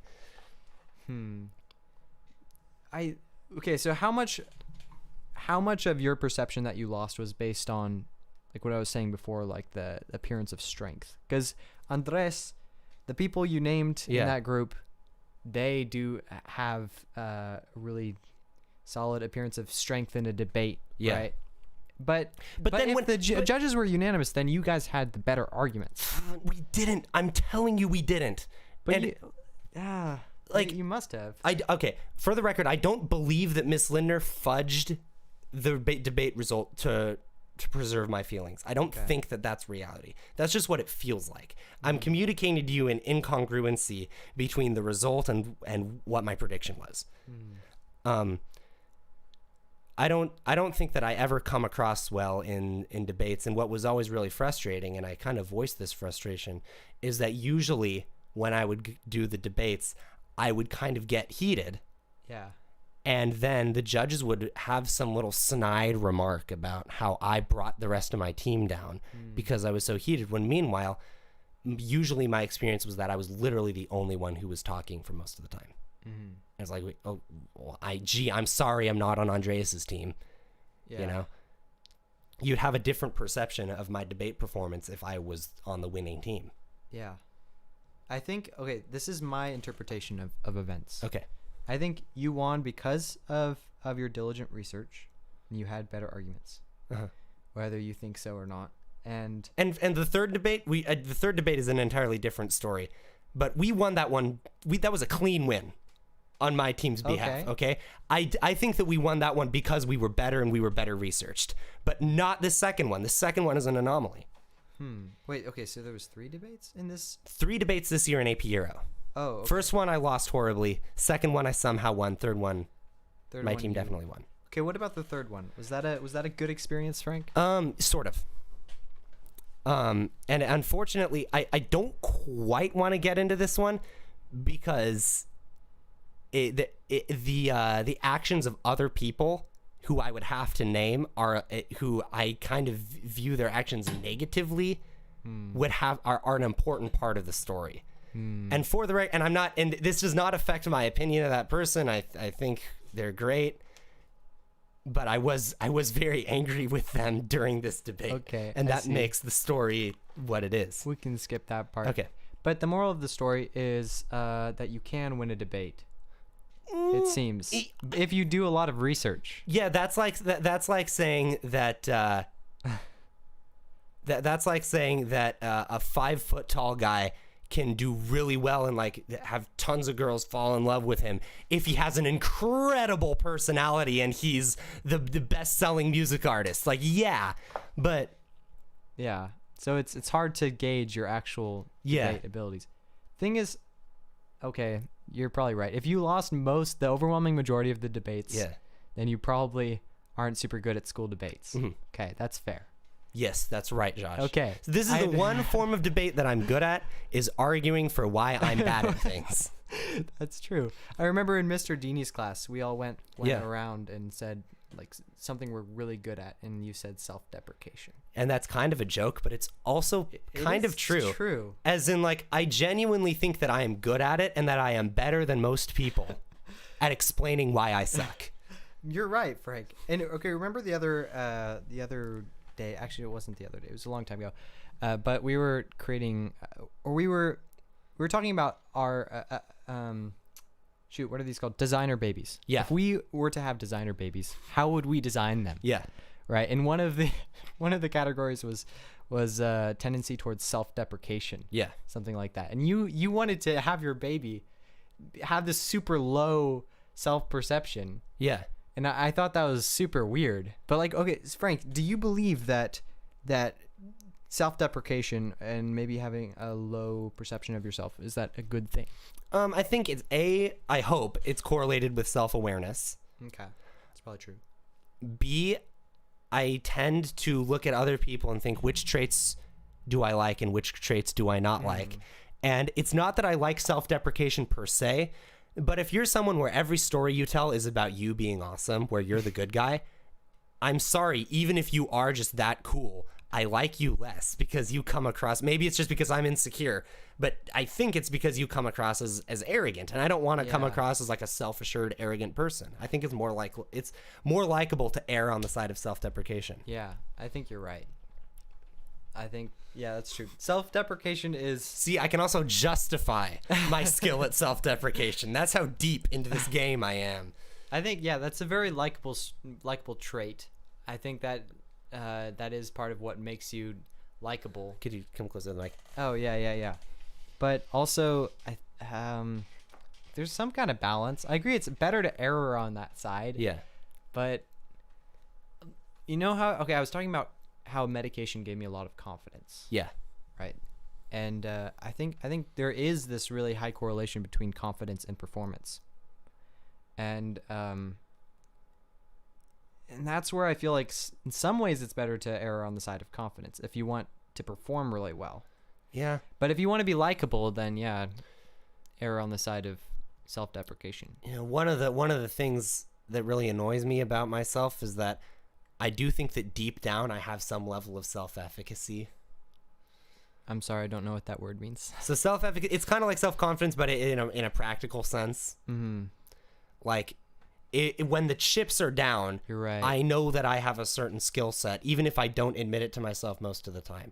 And I think that a lot of my lack of self-confidence is not necessarily fake, but it is in a sense artificial, because I know what it's like to really hate myself. And I don't always really hate myself, and sometimes I do, and I can tell the difference. Yeah. You're a bit of a paradox, Frank, because you're right. Like, I said like. Frank, How dare you? You made me self-conscious about that. You would probably respect your own opinion over maybe the opinion of authorities. Yeah. Right. And so you have this sort of like rebel way about you that does speak of a considerable amount of self-confidence. But then you don't speak in a way that goes with that. Mm-hmm. So you're saying that, okay, first of all, do you think that you do think that you're right most of the time? Do you think that's true? We've talked about this before, is I think that I am actually more wrong on average than the majority of the population. Okay. I'm actually anomalous in how wrong I am. And okay, so you believe that you're often wrong. Yeah. You just passionately defend your opinion. Yeah, because it's funny. Because it's fun. Yeah. Gotcha. Okay, that makes a lot of sense. Like the difference between real self-hatred and quote unquote not real self-hatred is, have you ever not wanted to improve yourself or self-improve because you feel like it would be fake? Like, it's almost like it's not quite like blackface per se, because then that's like you're making fun of a group of people, but it's like it's trying to blend in. Like, for example, if I don't know, I can't come up with any good examples, but I've gone through significant bouts in my life where I think, well, I can always look forward to tomorrow and the next day when I can be a better person than who I am right now. But then I think, no, that's not how it works, because I'm not a quality person. And if I were to self-improve and try to like cope myself into a quality person, the real quality people would be able to sniff it out and tell that it's a fake. Like if I got facial surgery to make myself look Asian, and I dyed my hair black, and I went to China and I tried to learn Chinese, I'd still have an American accent. And the real Chinese people would be able to say, yeah, I think he's an American with a really good disguise. That's, when I'm in that mindset, that's when I think that I really do have a low opinion of myself. So you see yourself as a not quality person. So Yeah. trying to be a quality person feels ingenuine. Yeah. Like it's truer to myself to just suck. Yeah. This kind of goes back to what I was saying in the beginning of the podcast. I think I'm a firm believer in the fake it till you make it kind of thing. Mm-hmm. Like, I don't think our identities are that rigid. At least I don't think mine is. Like, I think you have to kind of be in this ingenuine position in order to change. Mm-hmm. Like what I was saying in the beginning was I wanted to create this character and try to be this character. That's the most extreme version of being ingenuine in order to try to improve. But I do think that if you do that for long enough, you will start to become that, and it won't feel foreign anymore. It's like your Napoleon debate. At first, you just have to defend Napoleon, but if you do it for long enough and hard enough, you actually believe he's a good guy. Yeah.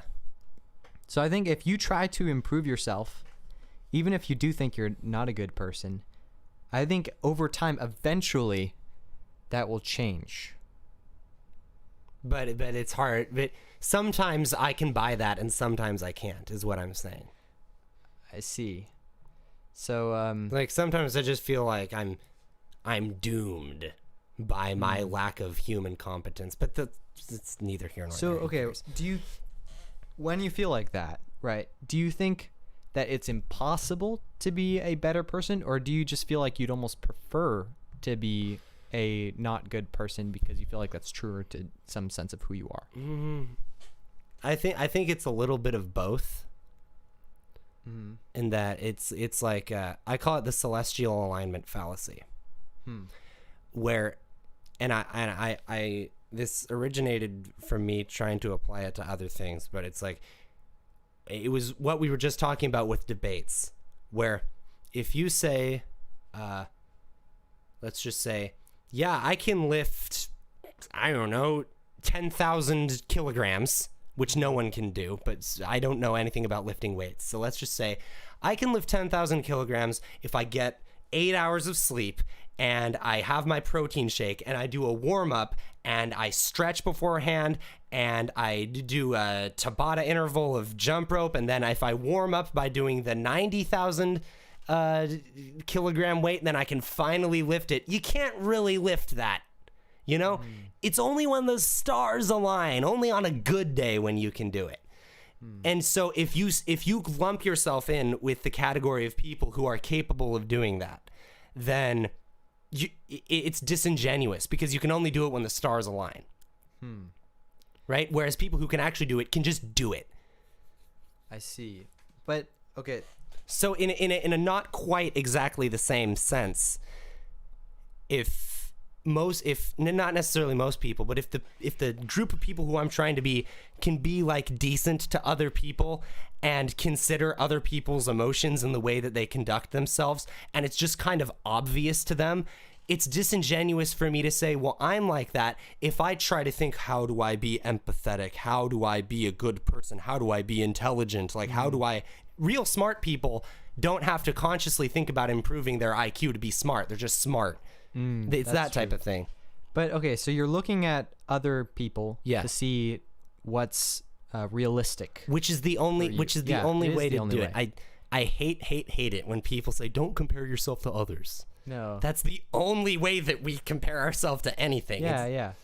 But there's tons of people who have improved in very significant ways. I'm sure. I mean it.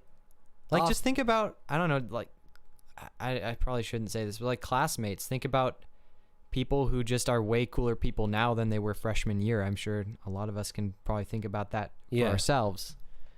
You know, I think it's not uncommon for a person to develop a better personality, to become better socially, or even to display a higher intelligence than they did in the past. I felt like I was doing that from freshman to the end of junior year, and senior year I felt like I regressed and I became a worse person who was less fun to be around. Oh my gosh, me too.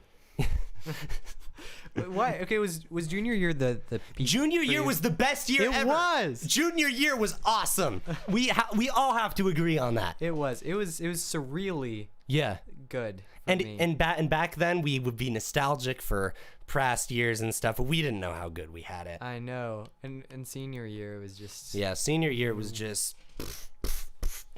What was it for you? For me, I mean, I have some clear reasons. The whole Christianity thing. Yeah. Right? I can probably name some other reasons, but what about you? I felt... I started to feel like I had less and less self-efficacy in work. A lot of it had to do with homecoming, and I was behind on stuff, and I failed at some choice things in a pretty abject way, and I just felt less competent than I had been in previous years. And then trying to come up with my own personal projects and trying to be creative, I did not have the same creative output that I used to sophomore or junior year. I was just, and it just ate away at me, and I just started to feel like here's the way that I have felt for a long time, and it's been more severe other times in senior year, is that if you show someone an apple, they go, well, that's an apple, and the cooler of a person they are, the more things they can say. But actually, when you really look into that apple, the crust is like, I don't know, the crust of the earth, and then inside it's like the magma core, and they can come up with so many ways to look at this apple and really deconstruct this apple. And I just feel more and more numb to the world in the sense that I just see a dang apple. And I used to have all these different ways that I could look at an apple, but now, it's an apple. I want to take a bite of it. Like, I just feel numb.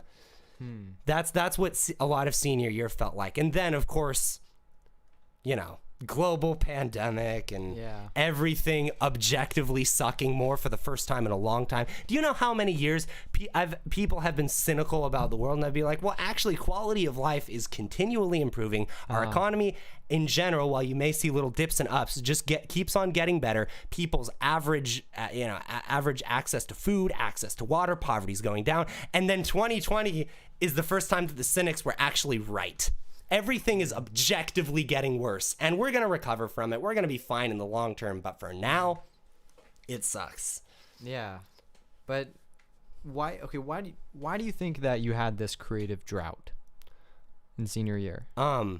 Is there a reason? I don't know. The scariest possibility is that my creativity peaked when I was like 15, 16. Because generally your creativity peaks around age 20 to 25. 40-year-olds, 50-year-olds, 60-year-olds don't come up with as much new stuff as 20, 25-year-olds. And maybe I just had a precocious creativity peak, and that's still possible. Do you feel like you're recovering from that drought, or is it just getting worse? I don't know. I don't feel like it's getting worse. But I mean, look at my creative output. It's not necessarily getting better. It speaks for itself. Yeah. I feel very similarly. My creative output went down a lot, but I think a big part of that was my job over the summer.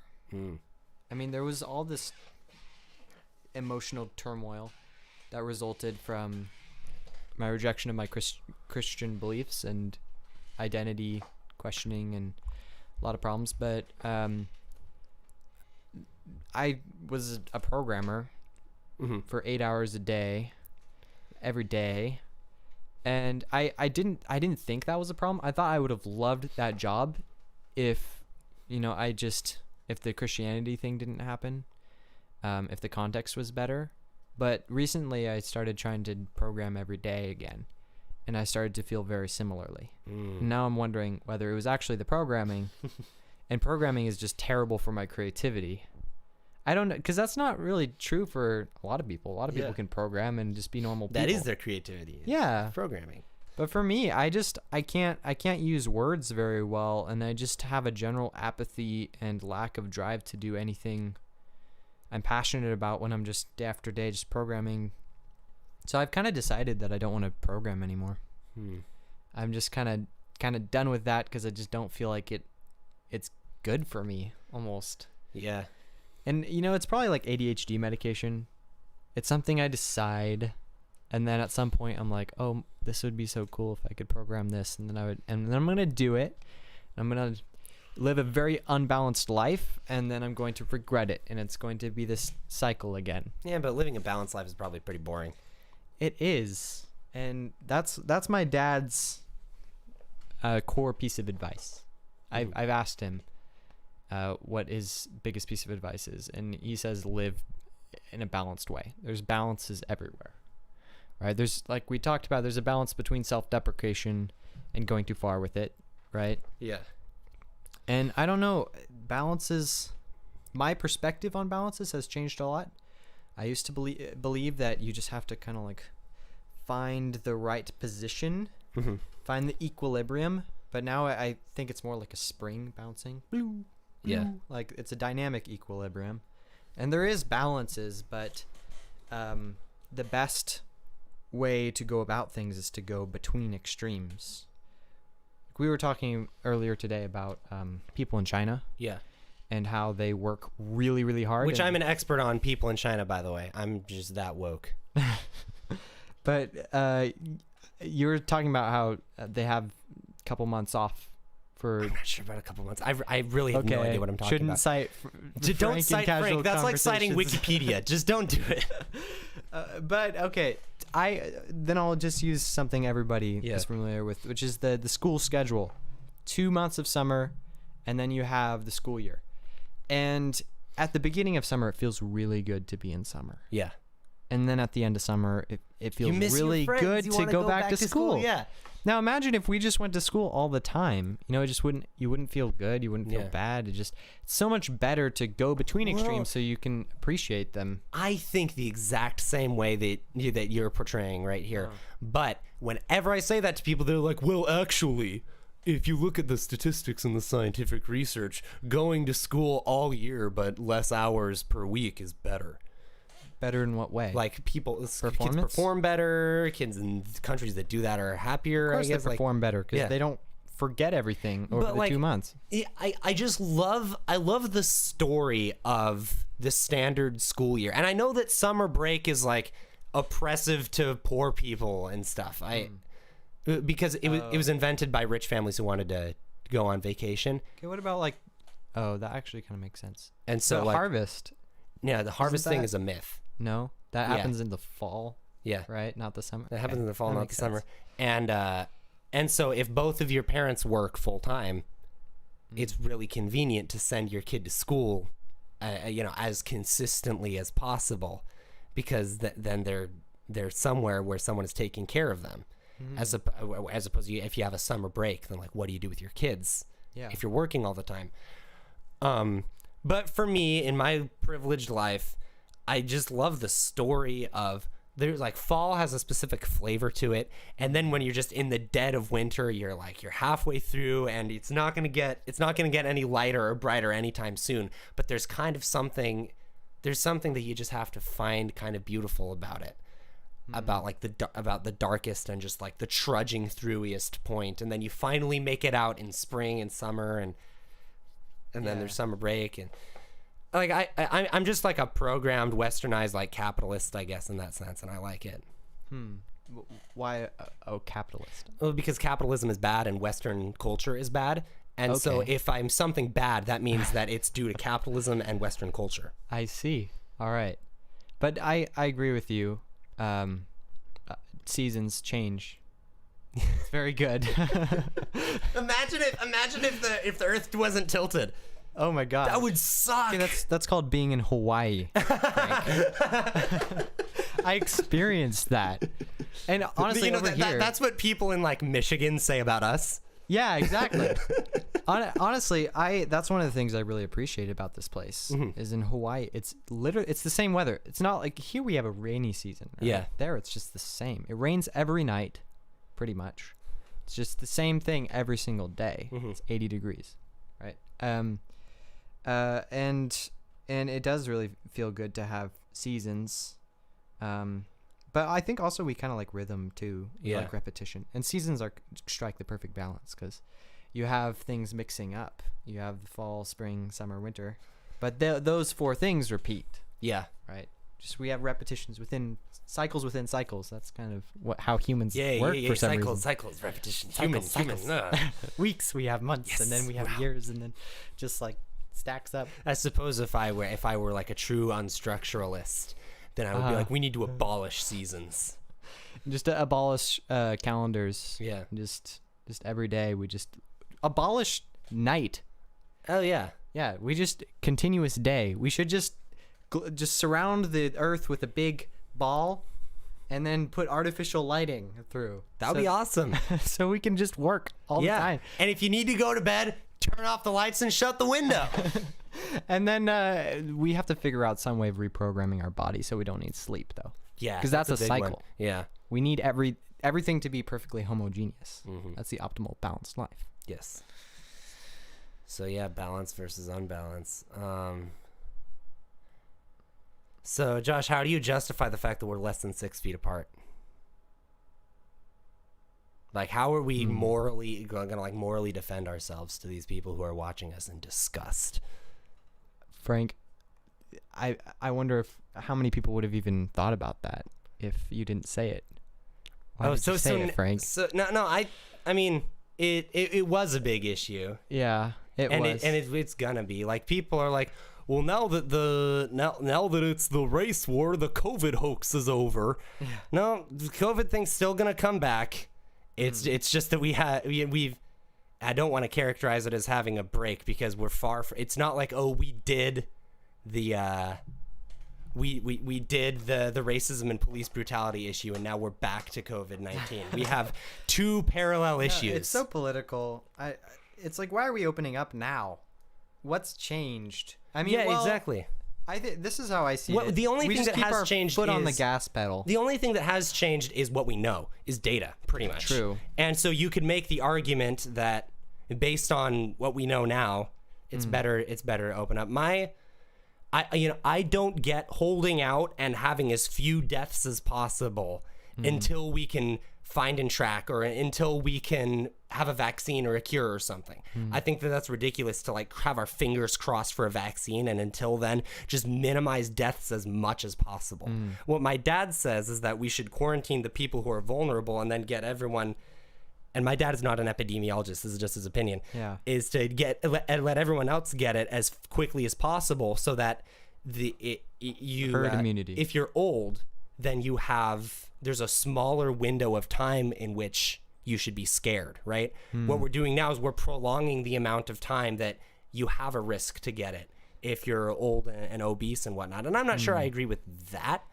I just feel like as long as the hospital systems are overwhelmed, I don't quite see the point in having the short-term thinking of like, we are going to completely destroy everything so that we can absolutely minimize COVID-19 deaths. And then once we get a vaccine, we're going to be fine. It's like, well, there are a lot of anti-vaxxers who aren't going to get the vaccine. Do they just deserve to die?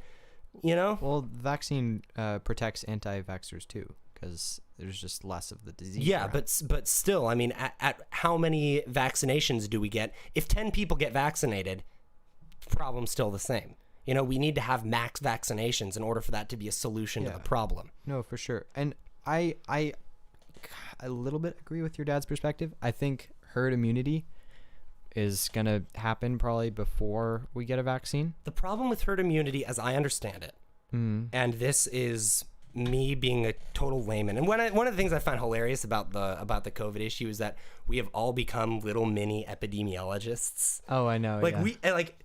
Anyone in 2019 compared to someone right now, like, we are so overqualified to go into immunology or virology or epidemiology because we like consume so much information about it. But hold on, what was I gonna say? Shoot. Oh yeah. So my understanding of the problem with herd immunity is that every virus has a different seroprevalence required for herd immunity. And the lower the better, right? Yeah. For some viruses, if 30% of the population has it, due to its rate of contraction and its rate of spread, 30% is enough for it to die out on its own. Whereas for other viruses, if you need up to like 75% of the population to have it. And we don't know what that number is for COVID. We do know what it is for the flu. And the flu's herd immunity threshold is too high for it to ever happen, right? If we were to finally get herd immunity from the flu, the government would have to be like, all right, everyone in America has to make out with 25 strangers a day. Like, we'd have to way ramp the infection rate. And so what it's looking like for COVID-19 is, you know, for all the hubbub about it ravaging through the world, very few people have gotten it. And even if we were to just resume normal life, it's very likely that we would never reach herd immunity, and that would become endemic like influenza. Interesting. I'm not an epidemiologist, so take everything I say. Same for me. I'm not. Okay. These are just things that I hear from other people, who probably just hear things from other people. Yeah. But like a vaccine is probably going to take at least a year to come, right? Earliest date is like August, September, and that's being really optimistic. Oh, geez. Okay. Yeah. But you're right. We need to give this vaccine to a lot of people for it to be effective. And we need to really make sure that's a good idea before we do that. Yeah. Like, okay, this is a perfect setup for like one of those. Josh, are you an anti-vaxxer? No, of course not. Because you're sounding like an anti-vaxxer for a second there. No. I just like, you know, those movies where everyone gets the vaccine and the vaccine has some long-term problem. Which movie, anti-vax, Josh? Which movie? I Am Legend. Oh. Okay, fine. Was that like an anti-vax propaganda movie? Anti-vaxxer? No. But you know, everyone becomes zombies for some reason. I don't know. I don't know what the long-term effects are, but I guess they do. They put out a flu vaccine every year, so I feel like a year. My understanding. Sorry to interject. My understanding is that it's actually not a vaccine. It's more like a booster shot. Okay. And that's the hope for COVID, right? What we're really holding out for is that we're able to have a vaccine for it, which it's looking like we are, because as much as people have compared it to the flu, the coronavirus is just a completely different animal, and it operates in a different way. And I think that we're thinking, you know, we don't really have the ability to make a full-on influenza vaccine, but we might have that for SARS-CoV-2, for SARS coronavirus 2. And that's why, like, if you get a flu shot, it's called a flu shot. You still might die from the flu. Yeah. It's just very unlikely. Okay, so what's the difference between this booster shot and a vaccine? This is where the depth of my knowledge ends. Okay. I have no idea. All right. For all I know, it is a real vaccine, and I just lied on air. But I didn't do it knowingly. Yeah, this is a very valuable conversation that's informing a lot of people, I'm sure. But okay, let me just finish with my opinion on the COVID-19 and how we're dealing with it.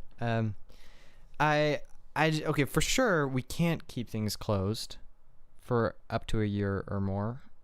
I don't like that would just destroy our economy, and just people won't do it. Maybe they can do it in China or something, but I don't know. Just it's not going to happen. And so I think the best way to go about it then is to just protect the vulnerable, identify the vulnerable. Maybe like a identification and tracking approach would be. But isn't that kind of Orwellian though? What? Isn't that kind of Orwellian though? What does that mean? Like everyone, like what they're talking about hypothetically is a mandatory app that everyone downloads that tracks their location. And as soon as they test positive, they can go back and look at where they are and who else might have gone there. That's the advantage of authoritarianism. Yeah. You know, and every once in a while, the United States has become kind of authoritarian, like World War II. You know, and in certain extreme cases, I think that makes sense. But the question is, does that set a precedent for it to stay that way? Ooh, I don't know. But okay, let's delay that so I can just finish. I'm so sorry. I feel like I'm a bad host because I keep interrupting. I'm sorry. No, you're fine. Okay, but okay, you just have the people who are over a certain age be quarantined, and then quarantine anybody who's living with those people. Mm-hmm. That makes a lot of sense to me. And open everything up. And if the hospital system starts getting overwhelmed, close everything down. Just keep the foot on the gas pedal until we can have a long-term solution. Yeah. Whether that's herd immunity or vaccine. But that's why I can be 6 feet from you, I guess, because I don't live with vulnerable people. You don't either. And that's probably not a super great reason because I'm disobeying my government. But what my parents say... Josh, actually, technically this is legal. Really? The podcast has actually been legal this whole time. I was just virtue signaling / like being, you know, / like trying to look out for public health by not doing it because entertainment like radio and podcasts is an essential business. So this is not an essential conversation, Frank. No, this is an essential. According to the California state government, this is an essential act. Frank, we are just spreading misinformation about the coronavirus. I'm exposing the flaws with the shelter-in-place system. Oh, okay, that's essential. Technically, we are actually not breaking the law. Okay. I think. All right. But honestly, I wasn't, you know, I think. Okay. Again, don't quote me even on that. Okay. Well, my parents said, hey, you can go to 2 friends' houses. Okay. Just 2. I have to pick 2. And that's terrible because I shouldn't have said that on air. You hear all that? My friends. Ever wonder why Josh hasn't visited you? Now you know. Oh, God. That's the worst thing. Okay. You might just be living far away and it's just less convenient to go to your house. Yeah. Yeah. But I don't know where I was going with that. That's why I'm here. Your personal That's why I'm philosophy here. with like. Yeah. Okay. I think things are opening up, and it's okay to interact with you. Yeah. The protests and everything are, either going to be. Okay, they could have any sort of an impact as far as like coronavirus stuff, but it's almost guaranteed to be an interesting data point. Because I'm glad personally that we decided, because when all the white people were protesting about how like, oh, I need a haircut and everything, and they were being shut down because quote, protesting is not essential. I don't care how dumb the protesters are. That's a scary precedent to set. Protesting isn't essential. I'm glad we've decided that, yeah, protesting is essential. Okay. And like collectively, if something's important enough, yeah, go ahead and protest. And did that change? I'm assuming that changed when people started protesting about the Black Lives Matter. Yeah. That makes sense. But oh man, that's tricky, because protesting about how you don't like to be socially distanced does feel like just disregarding the rules. Yeah, but they are disregarding the rules because they don't like the rules. It's so weird. That's okay. Yeah. But like, we are a democracy and we like freedom and stuff like that. But we also have rules. All countries do. Yeah. So I think what they did makes sense. The problem is now the government becomes the arbiter of what protests matter and what protests and that's what my parents were saying to me is like, now the government gets to choose, okay, well, this is a worthy enough cause to protest about. And societally we should do that. We should say, well, this is a more important thing to protest about than this. But governmentally is where it gets tricky. Yeah, I think if we wanted to do this right, we should have everybody download an app where they can just like vote, I guess. Should we shut down this protest? I mean, what if the government doesn't decide? Who decides? Because somebody should decide, right? Or should we just let people protest against laws and violate them at the same time and not punish them?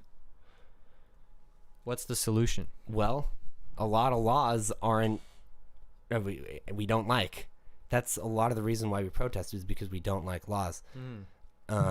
But that's these fine. These current protests are a combination of disliking laws and wanting more laws. So, are the people honestly okay? I have a confession. Okay. I know very, very little about the Black Lives Matter thing and just what's happening in the world. I know in general. A medium amount. So okay, let me be your educator, I guess. So are the protests right now both about social distancing and Black Lives Matter? Is there a combination happening? No. There's really almost no overlap. I'm not willing to say that, but the way we perceive it, right? The way that the narrative is, and that's not like the media manufactured narrative. That's just what we all think about everything collectively, is that there's not an overlap between the anti-lockdown protesters and the George Floyd / greater BLM protests and stuff. Okay, but has the Black Lives Matter protests, have they just consumed the COVID-19 protests? I think the COVID-19 protests kind of like fizzled out, especially after a lot of states started to reopen, which they did quite a while before any of the George Floyd stuff happened. So, can you move close to the mic? I'm sorry to keep bugging you about it. I'm sorry. It's just I don't like sitting up straight. Do you want this? It's my honest. Pillow? Sure. You know what? This will force me to sit up straight. Okay. Now I have good posture. Nice. So when I first heard about the George Floyd protests, I just immediately assumed that the reason people are getting so up in arms more than in the past is because there's just a general unrest in our country, and that's being funneled in a more strong way into this issue. Do you think there's any truth to that? I think that there is truth to that, but I think that another element to why everyone is so up in arms is that the video itself of George Floyd's death is particularly bad. And it's not, and like, who cares how you die, right? Would you rather be shot or asphyxiated by a knee to death? Like, there's no difference in that sense, and like how humane it is. If you shoot an unarmed, innocent person as a cop, that's just as bad. But the fact that we have a video of the guy slowly losing his life for 8.5 minutes, and the cops just don't care, and Derek just keeps on putting his knee on the guy, is particularly disturbing. I see. That makes sense. So another misconception I had was that these protests were, or like I saw these on the news, that people were smashing windows and it's being violent, you know, and I thought that was like the bulk of the protest movement. Yeah. Right. And I found out later that there were plenty of peaceful protests too, which is, first of all, just really sad that I know that little about what's happening. But also that just shows how destructive what people are doing in terms of just being violent and rule breaking, how destructive that is to their movement. Because my first impression of it was, okay, well, whoa, people are not handling this right. Yeah. Right. And that's just hurting the cause. That's a really interesting data point to have, honestly, because there's a real, I think that among the people who, I mean, look, I don't lecture people about this police brutality and racism issue on social media or anything. And that's from a lot of pressure from a lot of white people saying that, like, you're part of the problem if you're not, literally, you're part of the problem if you're not posting things on your Instagram story about how bad racism is and about how bad police brutality is. I don't want to get into it because, for me, I'm going to get through my little own self-psychoanalysis side of this issue real quick, but I'm not a very politically active person. Yeah, me and either. Often the reason why is because I don't feel like I'm right. It gets back to that. It's like, I don't think you're right about racism, Frank? No, well, are you concerned? Give me a second. I don't oftentimes when it comes to political issues, I just feel like, well, you could just, in just as good faith and with just as sophistication and with just as, for all we know, accuracy, make the exact opposite point. And so I don't feel comfortable putting myself in a tribe and putting myself on one side of a partisan split, especially to have a political talking point. But then when this thing came up, when the greater racism and police brutality issue came up, I thought, okay, what's the counter argument? What's the partisan divide? There's no good counter argument. Yeah. I mean, it's pretty darn obvious to me. And again, maybe I'm wrong, but it's gotten past the point of reasonable doubt that especially the way that the police conduct themselves and the way that we train police officers and the way that they tend to, due to their fraternity as a group and due to how they think about their job, how they conduct themselves around people of especially disadvantaged backgrounds. And, you know, if they have racial biases, which oftentimes they will, pretty much everyone has racial biases, disproportionately affecting Black people and Hispanic people and so on and so forth. I can't argue my way. I can't devil's advocate my way out of that. Yeah. And so behind the scenes, I guess, without kind of putting a public image on it, because I don't want to virtue signal. And I know that this whole issue is a big trend, and I am following the herd. I'm not going against the herd by being on the side of trying to end racism and trying to seriously put a halt to the police brutality problem that we have in America. You know, as right as that is, it's also being a conformist, and it's almost inherently virtue signaling for me to try to like be a part of that. So in as private a way as possible, I'm I'm doing what I can to put my 2 cents into the issue and put my effort and resources forward to help out. Where was I going with that? What was your question? I'm sorry. I don't know if I had a question, but I do now. Okay.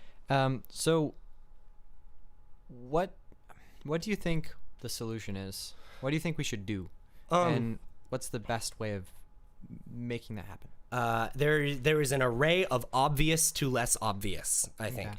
On the obvious end is ubiquitous body cams, ubiquitous access by the public to traffic cams, which right now police departments generally only have private access to. And generally police departments will decide whether or not they want to release the body cam footage of what an officer did, right? If we have it be illegal to withhold that from the public, that's a big step, because cops are, since the advent of these body cams from like 5 years ago, cops are getting busted for so much stuff just because we have the footage of them planting evidence in people's cars or, shooting innocent people. And dude, police shooting videos are, the bad ones are horrific to watch. But having those videos and having that clear evidence of misconduct, it can only lead to higher accountability from the police. And then there are a bunch of other ways to reform the whole matter. And I think there's like broad legislative moves, like you and I, we're not police officers. We have the right to self-defense. There are a lot of situations in which we can kill someone and it's perfectly legal because they posed a threat to our life or like the people around us's lives and stuff. So police should just have the right to self-defense, and the fact that it's so easy for them to kill someone or brutally harm someone and get away with it just because they're cops. It's like they're humans. They have the right to harm someone in self-defense.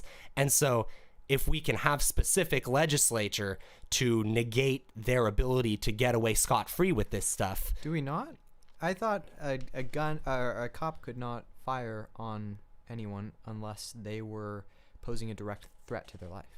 Yeah, well, the problem is that it's really easy somehow for them to argue to a jury, and I still haven't wrapped around my head how this works, that it was a threat to their life. Like, oftentimes, what I see a lot with unarmed police shootings, where they kill someone who did not have a weapon, is that they're doing the correct conduct. And worst case scenario is the police just shoot someone, right?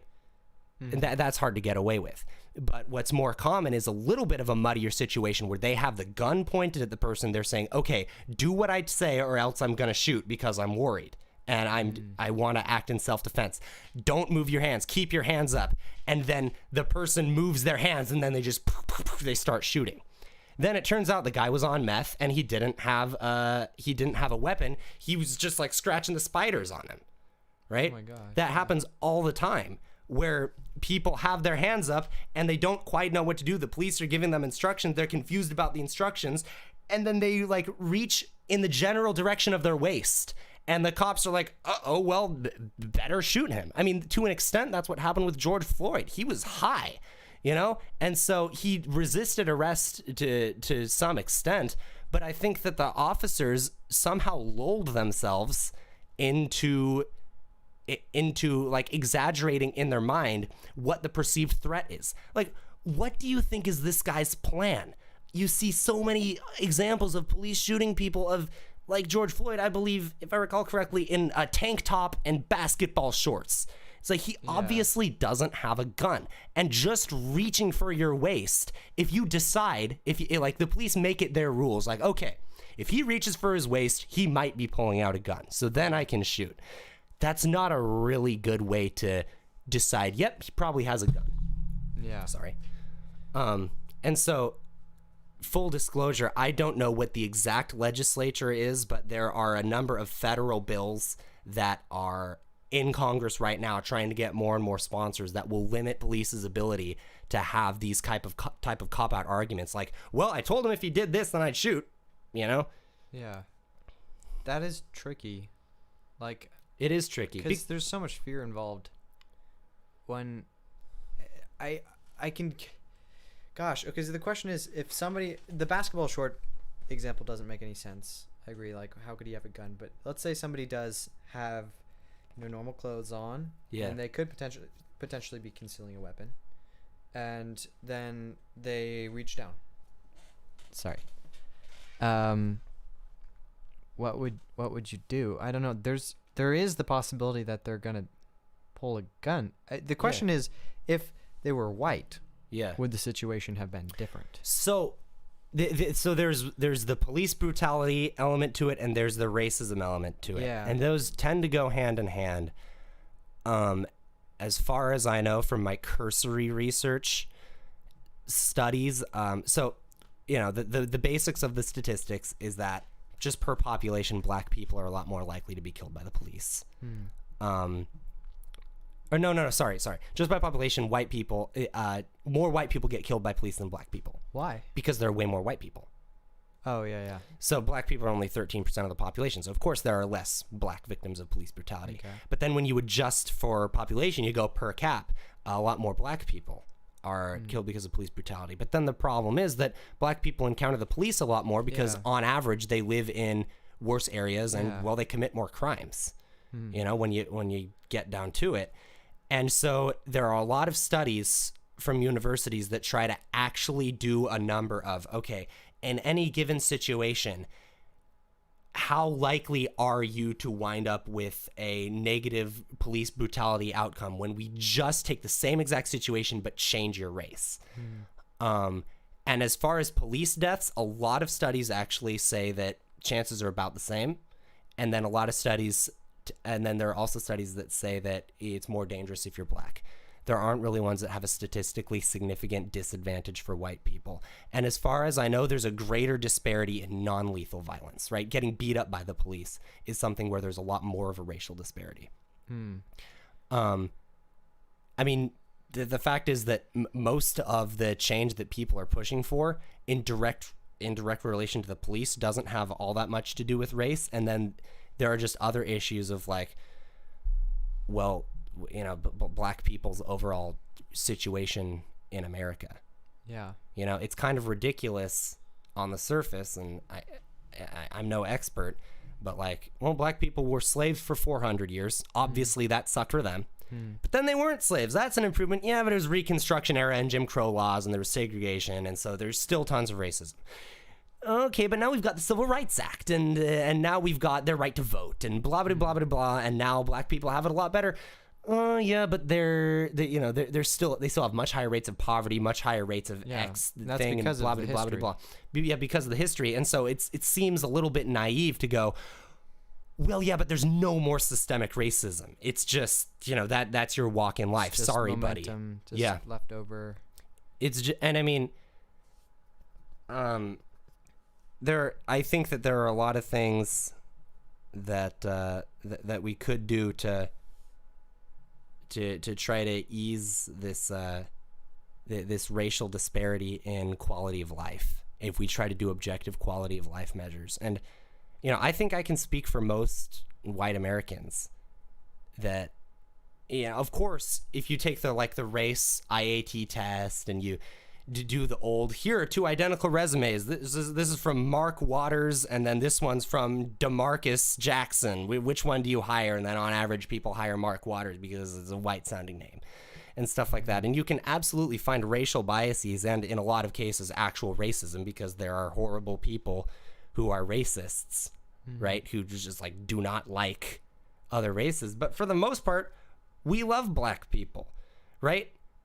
I mean, if I were to, my little example is that if I were to explain why I like America and why I'm as a patriotic American, they're like, okay, give me your top 100 Americans who would just make this country great with their contributions to culture and society and technology and innovation and stuff. It's probably going to be more than 13 black people in that list.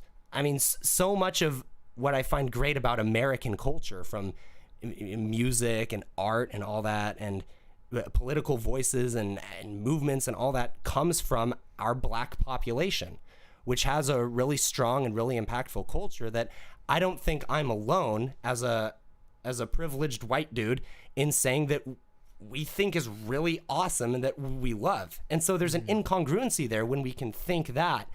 And then, well, how do you respond to the fact that black people on average have it so much worse in areas like income and the ability to get a loan and the ability to buy a house and the way that banks treat black people and the way that they get just like the raw end of the deal when it comes to education in a pre-college system, at least because there's affirmative action and whatnot. So do you think that that you have racial biases though? Oh yeah. No, I'm a disgusting human being. When I was a little kid, I don't have too many specific examples, but I was pretty racist.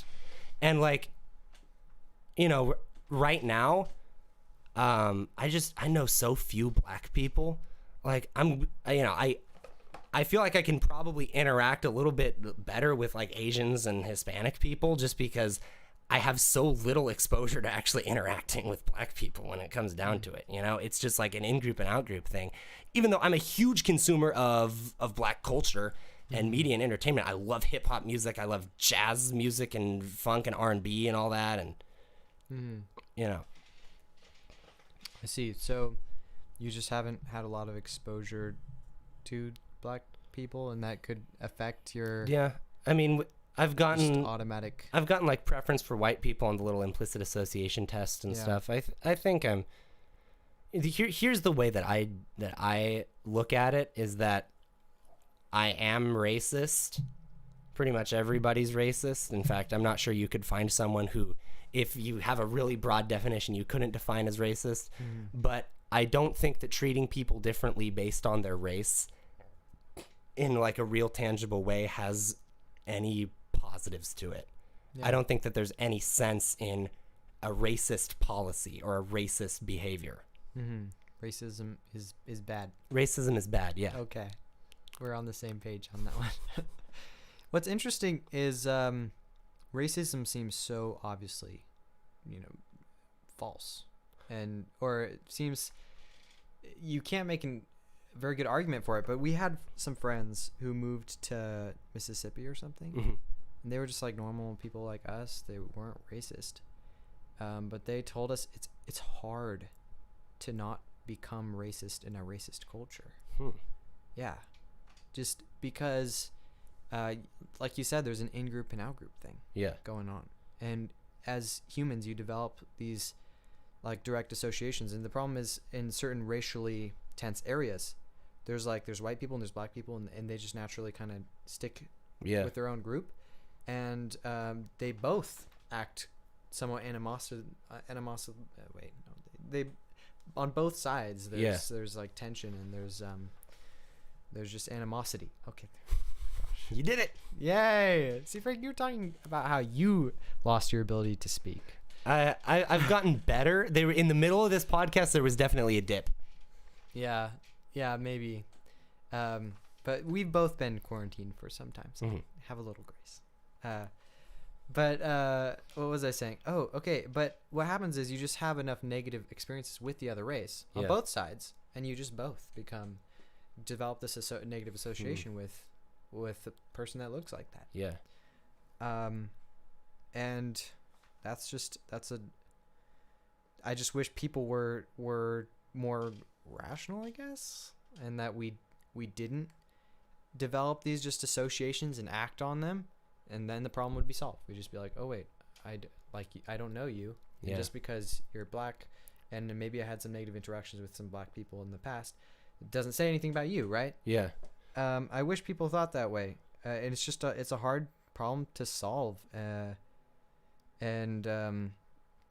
it still exists. Yeah. And that's just, I found that really interesting, just what they were saying.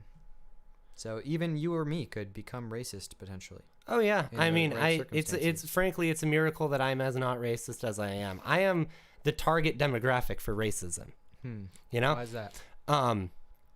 Because, okay, I think that a lot of let's take white nationalism for example. Makes no sense. White nationalism is crazy, and white nationalists will say, well, Israel is a nation, is an ethnic nation. White people aren't an ethnic group. White people are an incredibly diverse group with no binding culture or no like binding anything, as opposed to Japanese people. You know, if you're Japanese people are a lot more homogeneous than white. That's like saying an Asian nation is like, welcome to Asia land. And you have people from Tajikistan and people from Indonesia and people from Siberia. Like, you're not forming an ethno-state. There's a white ethno-state is a paradoxical phrase, and that's even assuming that an ethno-state isn't a terrible idea, right? But there are so many people, and I don't think it's the majority of the population at all. It's kind of like a population backwater, but they are there, who are just really into the fact that they're white, and I think it's just like so cool. And I feel for them in a way because, well, as white people, we don't really have like a cultural heritage or identity. You know, like I used to say I'm Greek. I used to make that a part of my identity. I'm a Greek person. I'm a quarter Greek. I have a lot of family who are Greek. My grandma's first language was Greek. And so I have somewhat of a claim to like cultural heritage there. But really that's just a cope. I'm a white guy. Like I don't speak Greek. My parents don't speak Greek, or I'm inundated with that culture really at all.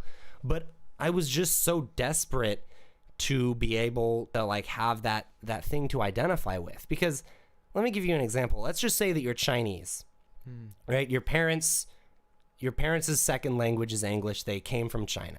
You're a Chinese person, and you move schools. You move to a different state. You move from California to Washington, and now it's your junior year. You spent your sophomore year in California. Now it's your junior year in Seattle or something, and you're at high school.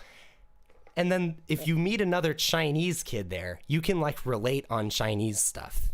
You know, you can talk about Chinese culture and how your parents are immigrants from let's just say you're both from like this like a Sichuan type of area and type of culture and peoples. You know, you can both talk about Sichuan food and how your parents are tiger parents and whatnot. And white people do not have that.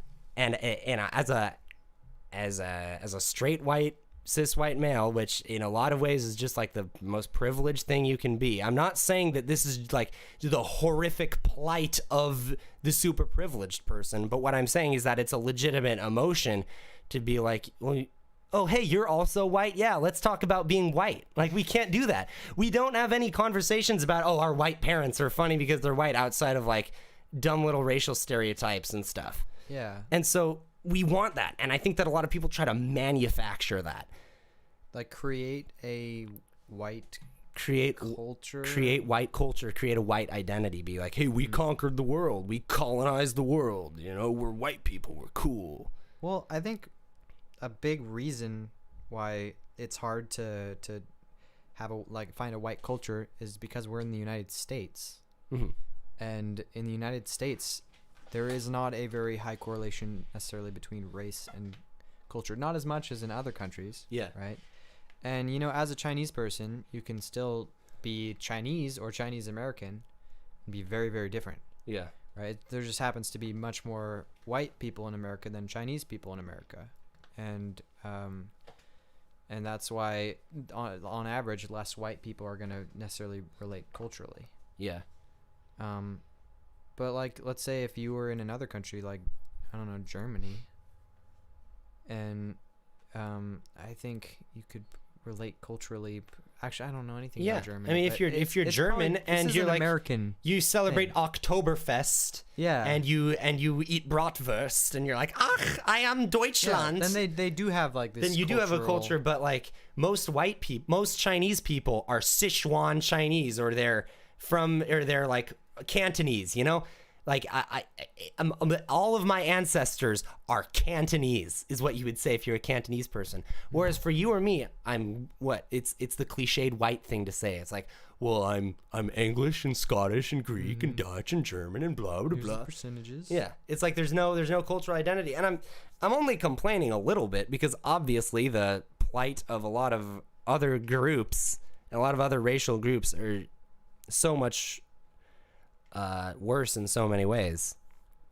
But Yeah. I think I have a little bit of a psychological handle on why some like white nationalists and white supremacists think the way they do is because they want a tribe, they want an in-group, and they don't really have it. That makes a lot of sense. But I mean, there's like cultural tribes that don't necessarily correlate with race. Like socioeconomic status and things like that. Yeah. I mean, a lot of people would, like, that's what an English person would say is, oh, America doesn't have a problem with race. It has a problem with class. Because in England, they're all obsessed with the class hierarchy and how, like, oh, you're posh. I'm Cockney, right? And, oh, I'm so posh and privileged. Like, that's their big struggle. They don't really have a race struggle. Yeah, interesting. But there's a lot of white people in England, right? But they still find ways of separating into tribes, even though everybody's white. Yeah. Right? And I think that's just the more general theme, is that people want to find reasons to be in different tribes. Which it makes perfect sense evolutionarily and, like, human behaviorally. And it just has these really horrific, I mean, aspects to it. I mean, let's try to calculate racism's death toll. It's insane. So many of the wars, and I'm using a kind of a broad definition of racism. If it's one type of African tribe fighting against another type of African tribe, is that really racism, or do they just like not like each other? I don't know. But like, it seems more likely to me that this perspective of like, even though we look very different on the inside, on a scientific level, we're the same, is a kind of a new thing. True. And it's incongruous with how we're programmed. Yes. Suppose so, but I always like wondered because you can tell by behavior what's on the inside of a person. Yeah. Right? It's not just skin color. But there are so many things blocking that, like culture and vernacular and accent and preferences for art and stuff that is a result of not only having a racial group but also having a cultural group. Right? I mean, you could not only is it very possible to be biased against a black person because they look different from you, but most black people have a distinct way of speaking and an accent in America, and your brain could interpret that as being less intelligent. Yeah, I guess so. I admit I am a culturalist. Like I'm not consciously racist, you know. We all have some subconscious racial bias, but I think I am consciously culturalist a little bit. Okay. Like I don't like certain elements of certain cultures, and you know, honestly, I don't like white culture. What's an example of white culture? I think white culture. Josh, you listen to AJR. You clearly are part of the problem when it comes to white culture. I mean, you're not wrong. I'm white, and I grew up with white culture, and there's some parts of it that I really like. Like,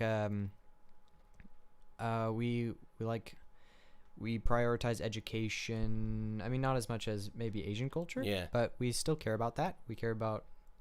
I mean, there's the Protestant work ethic.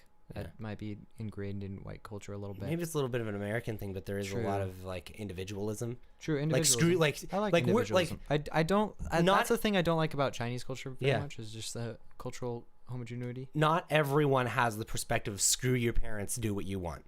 Yeah. A lot of cultures say no, listen to your parents. And whereas in American media, and I don't know if this applies to like black culture or not, but in a lot of American media, the story is that all the authority figures in his life wanted him to be a doctor, but he wanted to be a rock star. And then like that's the cool and that's the morally good thing. Yeah. Whereas in Japan, right, a lot of the stories, at least traditionally, I remember doing a big project about Bunraku puppet theater, which is a Japanese thing, is literally it's so strange to us as Americans, but a lot of their stories are someone has a duty and an authority-based extrinsic conviction, and then they have an intrinsic interpersonal conviction that conflicts with that, and they're the hero when they go with the extrinsic conviction. And put it simply, they sacrifice love for the sake. Like I forget what it was, but there's one example, and I remember when I was researching it back in 6th grade. So this is fuzzy, but it was used as an example of like like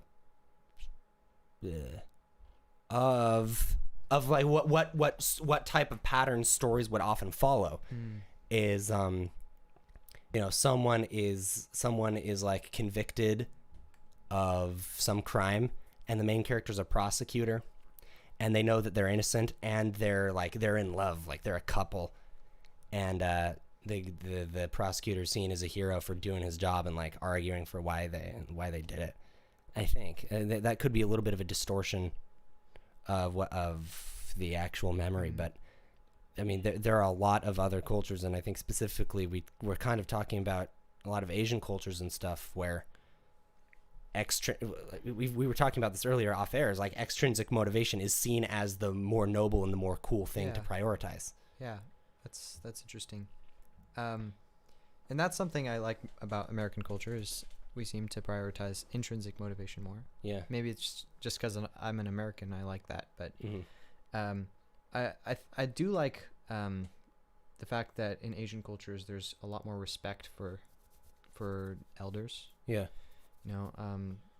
There's a lot of respect in general. And that's the one problem I think with individualism. Like the teenager that just wants to like disobey his parents. I don't think that's necessarily good, Mm-hmm. And there's a little bit of a tension there, but I think it's good to obey your parents. I think that's your parents know better than you. I mean, in that way, Chinese culture makes some sense. But I like the fact that they take care of their grandparents. Yeah. And so there's, I guess I don't necessarily dislike or like particular cultures. I like certain parts of cultures and dislike some. I overall, just based on the little amount of exposure I've had, I think I'd prefer to live in America than China. Yeah. But that again could just be because I'm an American and I'm just used to this. Mm-hmm.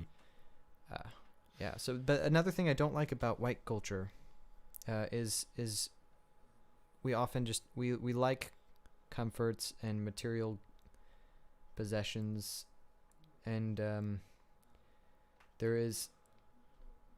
It's like you said, it's kind of hard to pin down white culture. Yeah. But I really liked the culture in Hawaii. And there wasn't a lot of white people in Hawaii, so I guess that's why I don't like white culture as much. Because I much preferred the culture in Hawaii to the culture here. Just 'cause people were very laid back, and it actually wasn't very individualistic in Hawaii. Like everyone was sort of part of the same family, right? Yeah. And people weren't in a rush. That's another part of white culture. Everyone's except in France. In Germany, everyone's in a rush. Everything has to be on time. But then in France, everything's super laid back, and like there's the concept of being late doesn't really exist. Apparently, I've never been to France, but interesting. Yeah. Well, white culture is very individualistic. Yeah. And it's less focused on the family than say Hispanic culture, and I like that about Hispanic culture. Mm-hmm. And I don't like individualism very much, honestly, overall. It seems to me like there's a lot of insecurity in white culture. It's like we're either like stepping over ourselves to not be racist, or we lash out in horrible ways and are the most racist, right? Like none of us are moderately racist, and it seems like there's just like some deep like lack of sense of, maybe I'm just getting back to like lack of sense of belonging or something, but like, is it just me, or like, is there some level of like insecurity to be had with that? I don't know. There's definitely I know what you're saying, like we step over ourselves to not be racist. Yeah. For sure. I mean, I'm feeling kind of insecure right now because I'm on air talking about race. Yeah. I'm white. Yeah. Right. And I honestly, maybe we should start shifting the conversation elsewhere before we get in big trouble. This is a pressing conversation. No, you're and totally right. The way I see it is like, I don't know. I don't want to be dismissive of other people's wanting to make the world a better place. Because I think in general that's a good thing in almost every way that it manifests itself. Not in almost every way, in a lot of ways that it manifests itself. But like, a lot of people are treating this new call to be anti-racist. It's not enough to not be racist. You have to be anti-racist. It's like a self-improvement thing. Like, yeah, I did my push-ups today. I'm doing my intermittent fasting. I took a cold shower this morning, and I educated myself on how to not be racist. Ironically, it's the widest possible way to not be racist. Is like, I've even heard people talking about like it as a journey, you know, and criticizing someone for being static in their wokeness. It's like they're not getting less and less racist over time. They just started off not racist. Like it's some personal enlightenment journey. And I think a lot of that is just overthinking it and trying to be big brain, honestly. And you know, if you isolate a problem and you're working in a tangible way to fix it, which most of the people who are over intellectualizing anti-racism are, and they're doing a great job, that's what's important. But I don't know. Coming off as racist isn't, like, I think most of us can agree, isn't the biggest priority. It's fixing like larger systemic issues. Like for like one thing that I've noticed, and I feel like you had something to say that I cut you off. I'm not sure, but just let me talk for one more point. Is like,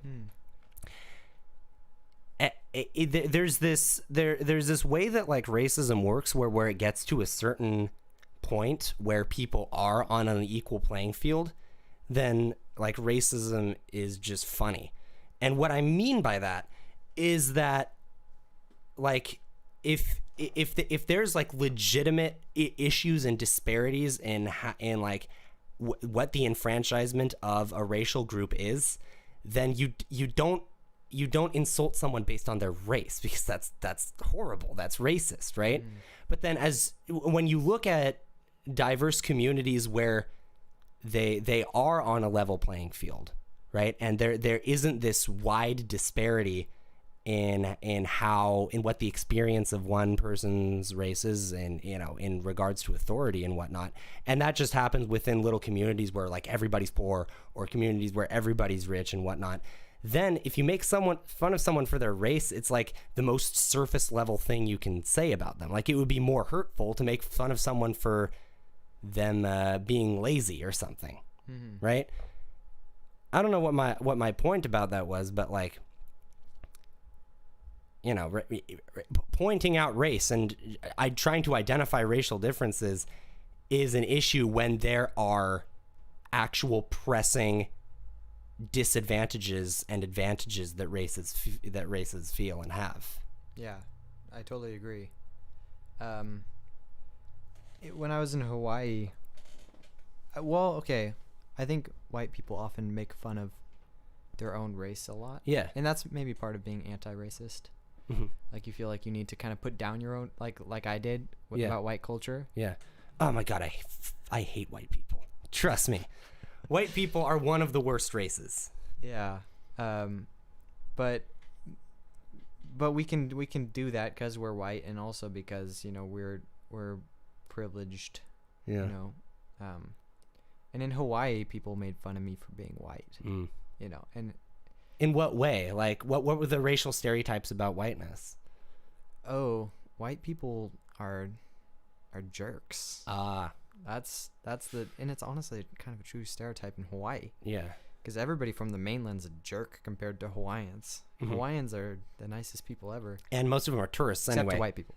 But yeah, exactly. But they have this day in Hawaii called Kill Howley Day. then it's not celebrated anymore. But Yeah. at one time, like when my parents were kids, people would actually beat up white people, and white people wouldn't go to school on that day. Yeah. So there's like actually a lot of racial tension in Hawaii around white people, and it's just not as. It doesn't feel like as serious. Like we joke about Kill Howley Day. Yeah.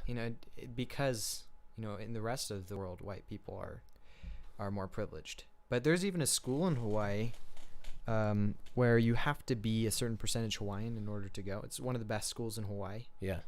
And it's just so explicitly racist. Yeah. You can't go to this school if you're white, right? But it exists still, And I was talking about this with you off air, but white people sued the school because it's so clearly racist, and they won, of course. And their kid got to go, but he left after a month because they beat him up and they just made fun of him because it's like he's the one who sued the school, even though he's white, and they just it still exists, and it's still a problem. It's like, segregation. That's obviously racist, but as I said earlier, the forced annexation of Hawaii is kind of racist. Yeah. And at the very least, it's a bad thing that white people did. Yeah, exactly. It's kind of like fixing that cosmic balance. Yeah. So, what was my point? I guess that racism against white people, it isn't a big deal, and that's because there isn't a lot of tension around, white people are generally privileged. Yeah. Exactly right. There's like, if you make fun of white people, it's not a big deal because they're generally not made fun of in a serious way. Yeah. Yeah. One thing that I thought of before the whole race issue kind of became the big talking point, and before the whole George Floyd thing, I was kicking myself for not coming this idea back when we did our podcast and podcasting class. The bit is like, this would be hilarious. Okay, so we can all agree, most of us can agree that your average white person has it better than your average black person. Your average white man has it better than your average black man, right? But what if the white man is under the poverty line and the black man is a millionaire? Who's more privileged? Black man, right? Yeah. He's way richer. So the question is, okay, white man, they live in the same neighborhood, same life circumstances. White guy makes $100,000. Black guy makes $100,000. Who's more privileged? White guy. What if the black guy makes $200,000 a year? Is he more privileged than that one? And like, I wanted to go around Monte Vista and just like get a bunch of woke white people like trying to put the exact number on racism, just because I thought it like there would be a funny element in all of us people who have very little experience with the real world issues being like, yeah, the cost of racism for a black man in America is 25% of their yearly income. That's interesting. But I think the black man who's a millionaire could potentially be less privileged than the poor white man. Because it's not about your end state; it's about the circumstances you can't control. Well, right? they're let's just say that they were born into money. I was about to say born into money, but yeah, for sure. Okay, but like say the black man and the white man who have an equal income, how do you put a number on that? Because I guess it's just a quantification of how much harder was it for the black man to get there than the white man. And you could probably just look at statistics to maybe try to get a number on that. People try to arrive at it. There's a book called The Black Tax that goes into like all the ways in like interesting in which monetarily black people have it worse, but I could, it's not a super like widely cited book. I haven't like looked into it too hardcore, but I mean the point of the bit, which was kind of like a comedic show about quantifying things that aren't usually quantified, somehow that became the theme. The joke, which I think it's a perfectly great theme, the joke of that show would have been like, who really knows what it's like, and we're all just kind of like and all of us privileged white people are like throwing darts at the board trying to say, well, actually, black people are at exactly this much oppressed in America. Then what we should do is we should just have the government give all black people the exact amount of money that they're disadvantaged It's by. called reparations, which a lot of people support, which I don't think makes perfect sense. And this the big kind of like hashtag or trend or talking point right now is defund the police, right? In response to police brutality. That's like the big thing. And this is what really annoys me about big brain liberals is that defund the police is, I think, a harmfully reductive headline. Because because they say, well, actually look into what we're saying. Okay, yeah, I did look into what you're saying. What you're saying is compartmentalize the police, have a lot more different departments that don't have as much ability to have violence, and higher train, and like have this department of the police that's a lot higher trained for de-escalating situations, and then give money to X department that doesn't have to do with law enforcement, and like have different law enforcement chapters and give money back to the community. It's just like this re-swizzling, and yeah, it's a lot of stuff that makes perfect sense. But when you just say, But then you also have like a little infographic going around that's saying, in Sweden, it takes it's like a 2,000-hour course to become a police officer, to become an armed police officer, and they have X amount of killings. And in Finland, it's blah blah blah blah blah. It's like it takes a really long time to be qualified as an armed police officer, and they have this much. And basically, in America, the rate of police brutality is a lot higher, and the qualifications to be a cop capable of police brutality are a lot lower. So we're widening the net for people who are less qualified to take this really important and really dangerous job that's dangerous for the people. And you look at that and you think, well, the immediate thought upon hearing this is to say that we need to pay police more money and make it a more expensive thing, right? And so, I think the point of the phrase defund the police is to make people uncomfortable and to like be all radical and stuff, and be like, well, when you look it up, it's actually not as radical as it sounds like. Yeah, wait, okay, that doesn't sound like defunding at all. Compartmentalizing the police roles. That's basic. That's what they're saying. And so this is just like an outside gripe that I have with like people who are so big brain that they like think it's interesting to have a phrase that elicits a certain emotional reaction that's incongruous with the rational reaction that you should have. Like I think that it's like a bunch of just like socialists who are way smarter than anyone who believes in capitalism, who like thought that would be a cool way to market this idea. Hello. Hello, Reed. Big brain socialist, and then I walked in. And Oh yeah, big brain. Big brain. Yeah, no, that is a weird phrase, though. Yeah. No, not big brain. Defund the police. Defund the police. That's just. Yeah. Or abolish the police. It's like, I thought abolish the police was really radical until I looked up what abolishing the police means. It's like, turns out it doesn't mean abolishing the police. It means reforming the police. It doesn't mean what it actually. Just say reform the police. We almost all agree we need to reform the police. Yeah. And there's so many ways which you could reform the police. Like, here's my example. Okay, here's one talking point that kind of gets on my nerves is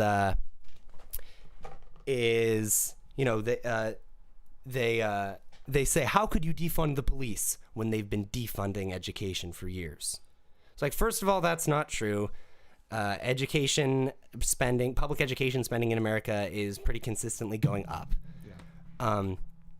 And second of all, in countries like Finland or places where they have an education system that is generally agreed to be a lot better and a lot more effective, it's not that they just have tons more money to throw at it. It's that they use that money more effectively. Like, our public school system is one that gatekeeps for privileged people. It's one where if you live in a rich area, your public school is awesome. And if you live in a poor area, your public school is horrible. And we just keep on throwing money at the same thing where teachers have tenures and, we have more money. Yay, Chromebooks for everyone. Well, we all get a Chromebook. Now we're going to be fine. When simultaneously we have a lot of other education systems in other countries, and we see charter schools with lines around the block, figuratively, to like get a lottery ticket to try to get into one of these charter schools in an impoverished area, which kick ass for the kids who get in, where it's not that they have more money to spend, it's that they use the money in a fundamentally different and a more efficient and effective way. And the education thing is just something that I'm like particularly kind of passionate on. But I think that that's more the thinking that we need to have is not like, it's not Robin Hood. It's not take money away from the police and give it back to the community, because throwing money at stuff, and I'm sorry, giving a bunch of poor people a bunch of money, I don't think is a particularly good idea. It's about rethinking how we allocate this money and how we build a system to actually help people. Yeah. Frank for president. But yeah, I totally agree. I always thought it was like in England, you have the Scotland God, or maybe that's Scotland probably. Well, it's the United Kingdom, same country. Okay, cool. But they don't have guns, right? So, I mean, I'm sure they have SWAT teams and stuff. Yeah. But a lot of their police and guards just have batons. Yeah. So is the defund the police idea kind of to make the police more like that, where you have special units with guns, but everyone else? Yeah, a lot of people are calling for the highway patrol to not have guns. Okay. It's just as an example. Okay, that makes some sense. Yeah. But what happens when I guess what the problem is, guns, like in England, there's not as many shootings, right? Yeah. Just in mean, America, guns That's 'cause guns the are- guns are not yeah. legal there. Yeah, 'Cause in yeah. America, if But your also- highway patrolman doesn't have a gun and the person who he's trying to arrest. Reed, if you really want to talk, can you come to the microphone? Yes, I can. yeah. If you have because in America guns are legal, unlike in England. If you have a highway patrolman who doesn't have a gun and he's up against somebody who does have a gun, that is problematic. Because in England, you're not going to have that because people don't have guns there. Yeah, and we can't just illegalize guns necessarily, because guns are a big part of American culture. That's the problem. Yeah. In England, they just don't, I don't know, care as much about guns. So Well, in it's the a lot north, harder. they have guns. It's just illegal. That makes I mean, sense. people in America have cocaine. Yeah, you know? but guns are a problem in America, and it's hard to take guns away from the police when so many other people who are bad have guns. So there was the first big Santa Cruz George Floyd protest was on a Sunday, I believe, and I almost went.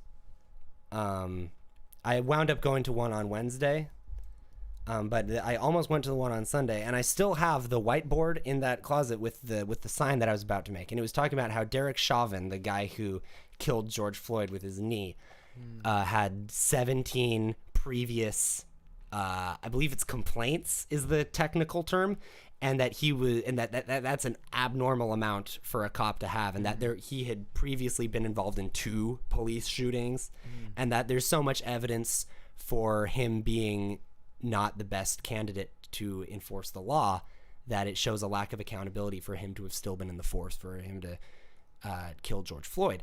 The problem with that is I tried to look into the circumstances of the 2 shootings, and one of them appeared to be like unarmed, and the person actually lived.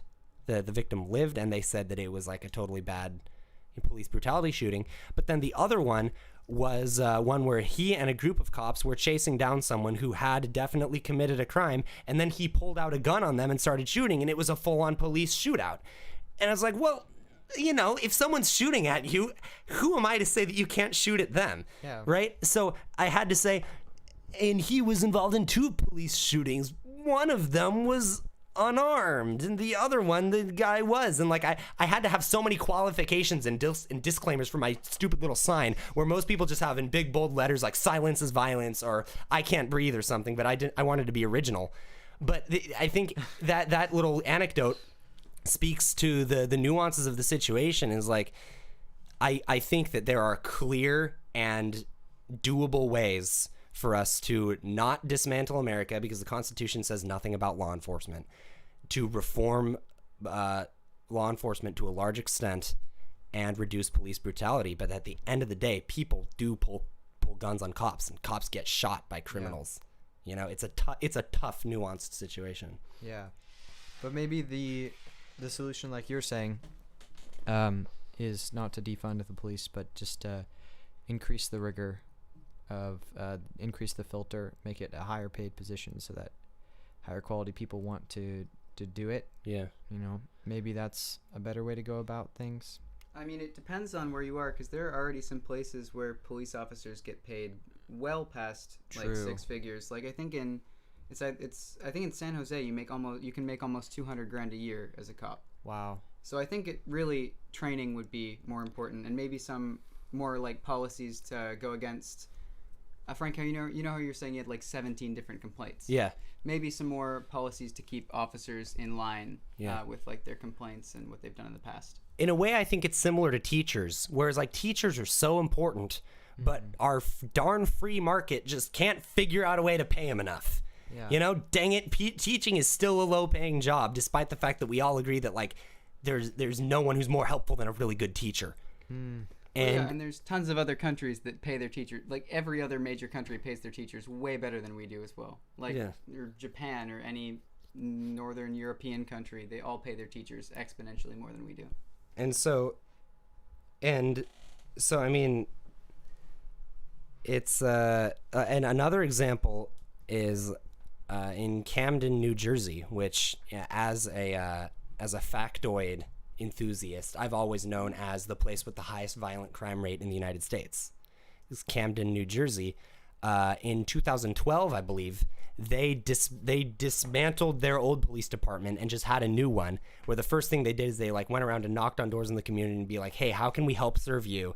And they just have a bunch of policies, as opposed to the cop fraternity culture being no cop left behind, we all have to live at all costs. They're like, we need to protect the community, and they carefully select the people in charge to like make sure that the livelihood and the quality of the life of the people in their city is paramount.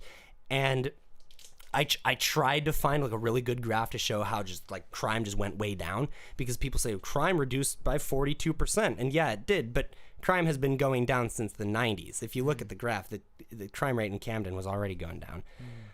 But the people there had a much better view of their police force than people do in most impoverished inner cities with high crime rates. You know, I don't even think that was a budget allocation reformation. It was just a like, who's in charge and what are our priorities. Yeah. And that's where these protests are going to be really helpful, because now everybody's thinking about these things, and hopefully some real changes are going to happen in terms of policies, maybe funding too. Indeed. Yeah. I think we should probably wrap this up, because this has been the longest podcast. But I think we did a pretty darn good job compared to the previous podcast we did here in this format. Yeah. Definitely. So heck yeah, thank you so much for coming over. Thank you so much for coming on the podcast. Thank you to anyone who listened. And heck yeah. Heck yeah. Heck yeah. And yeah, Reed. All right, let's stop.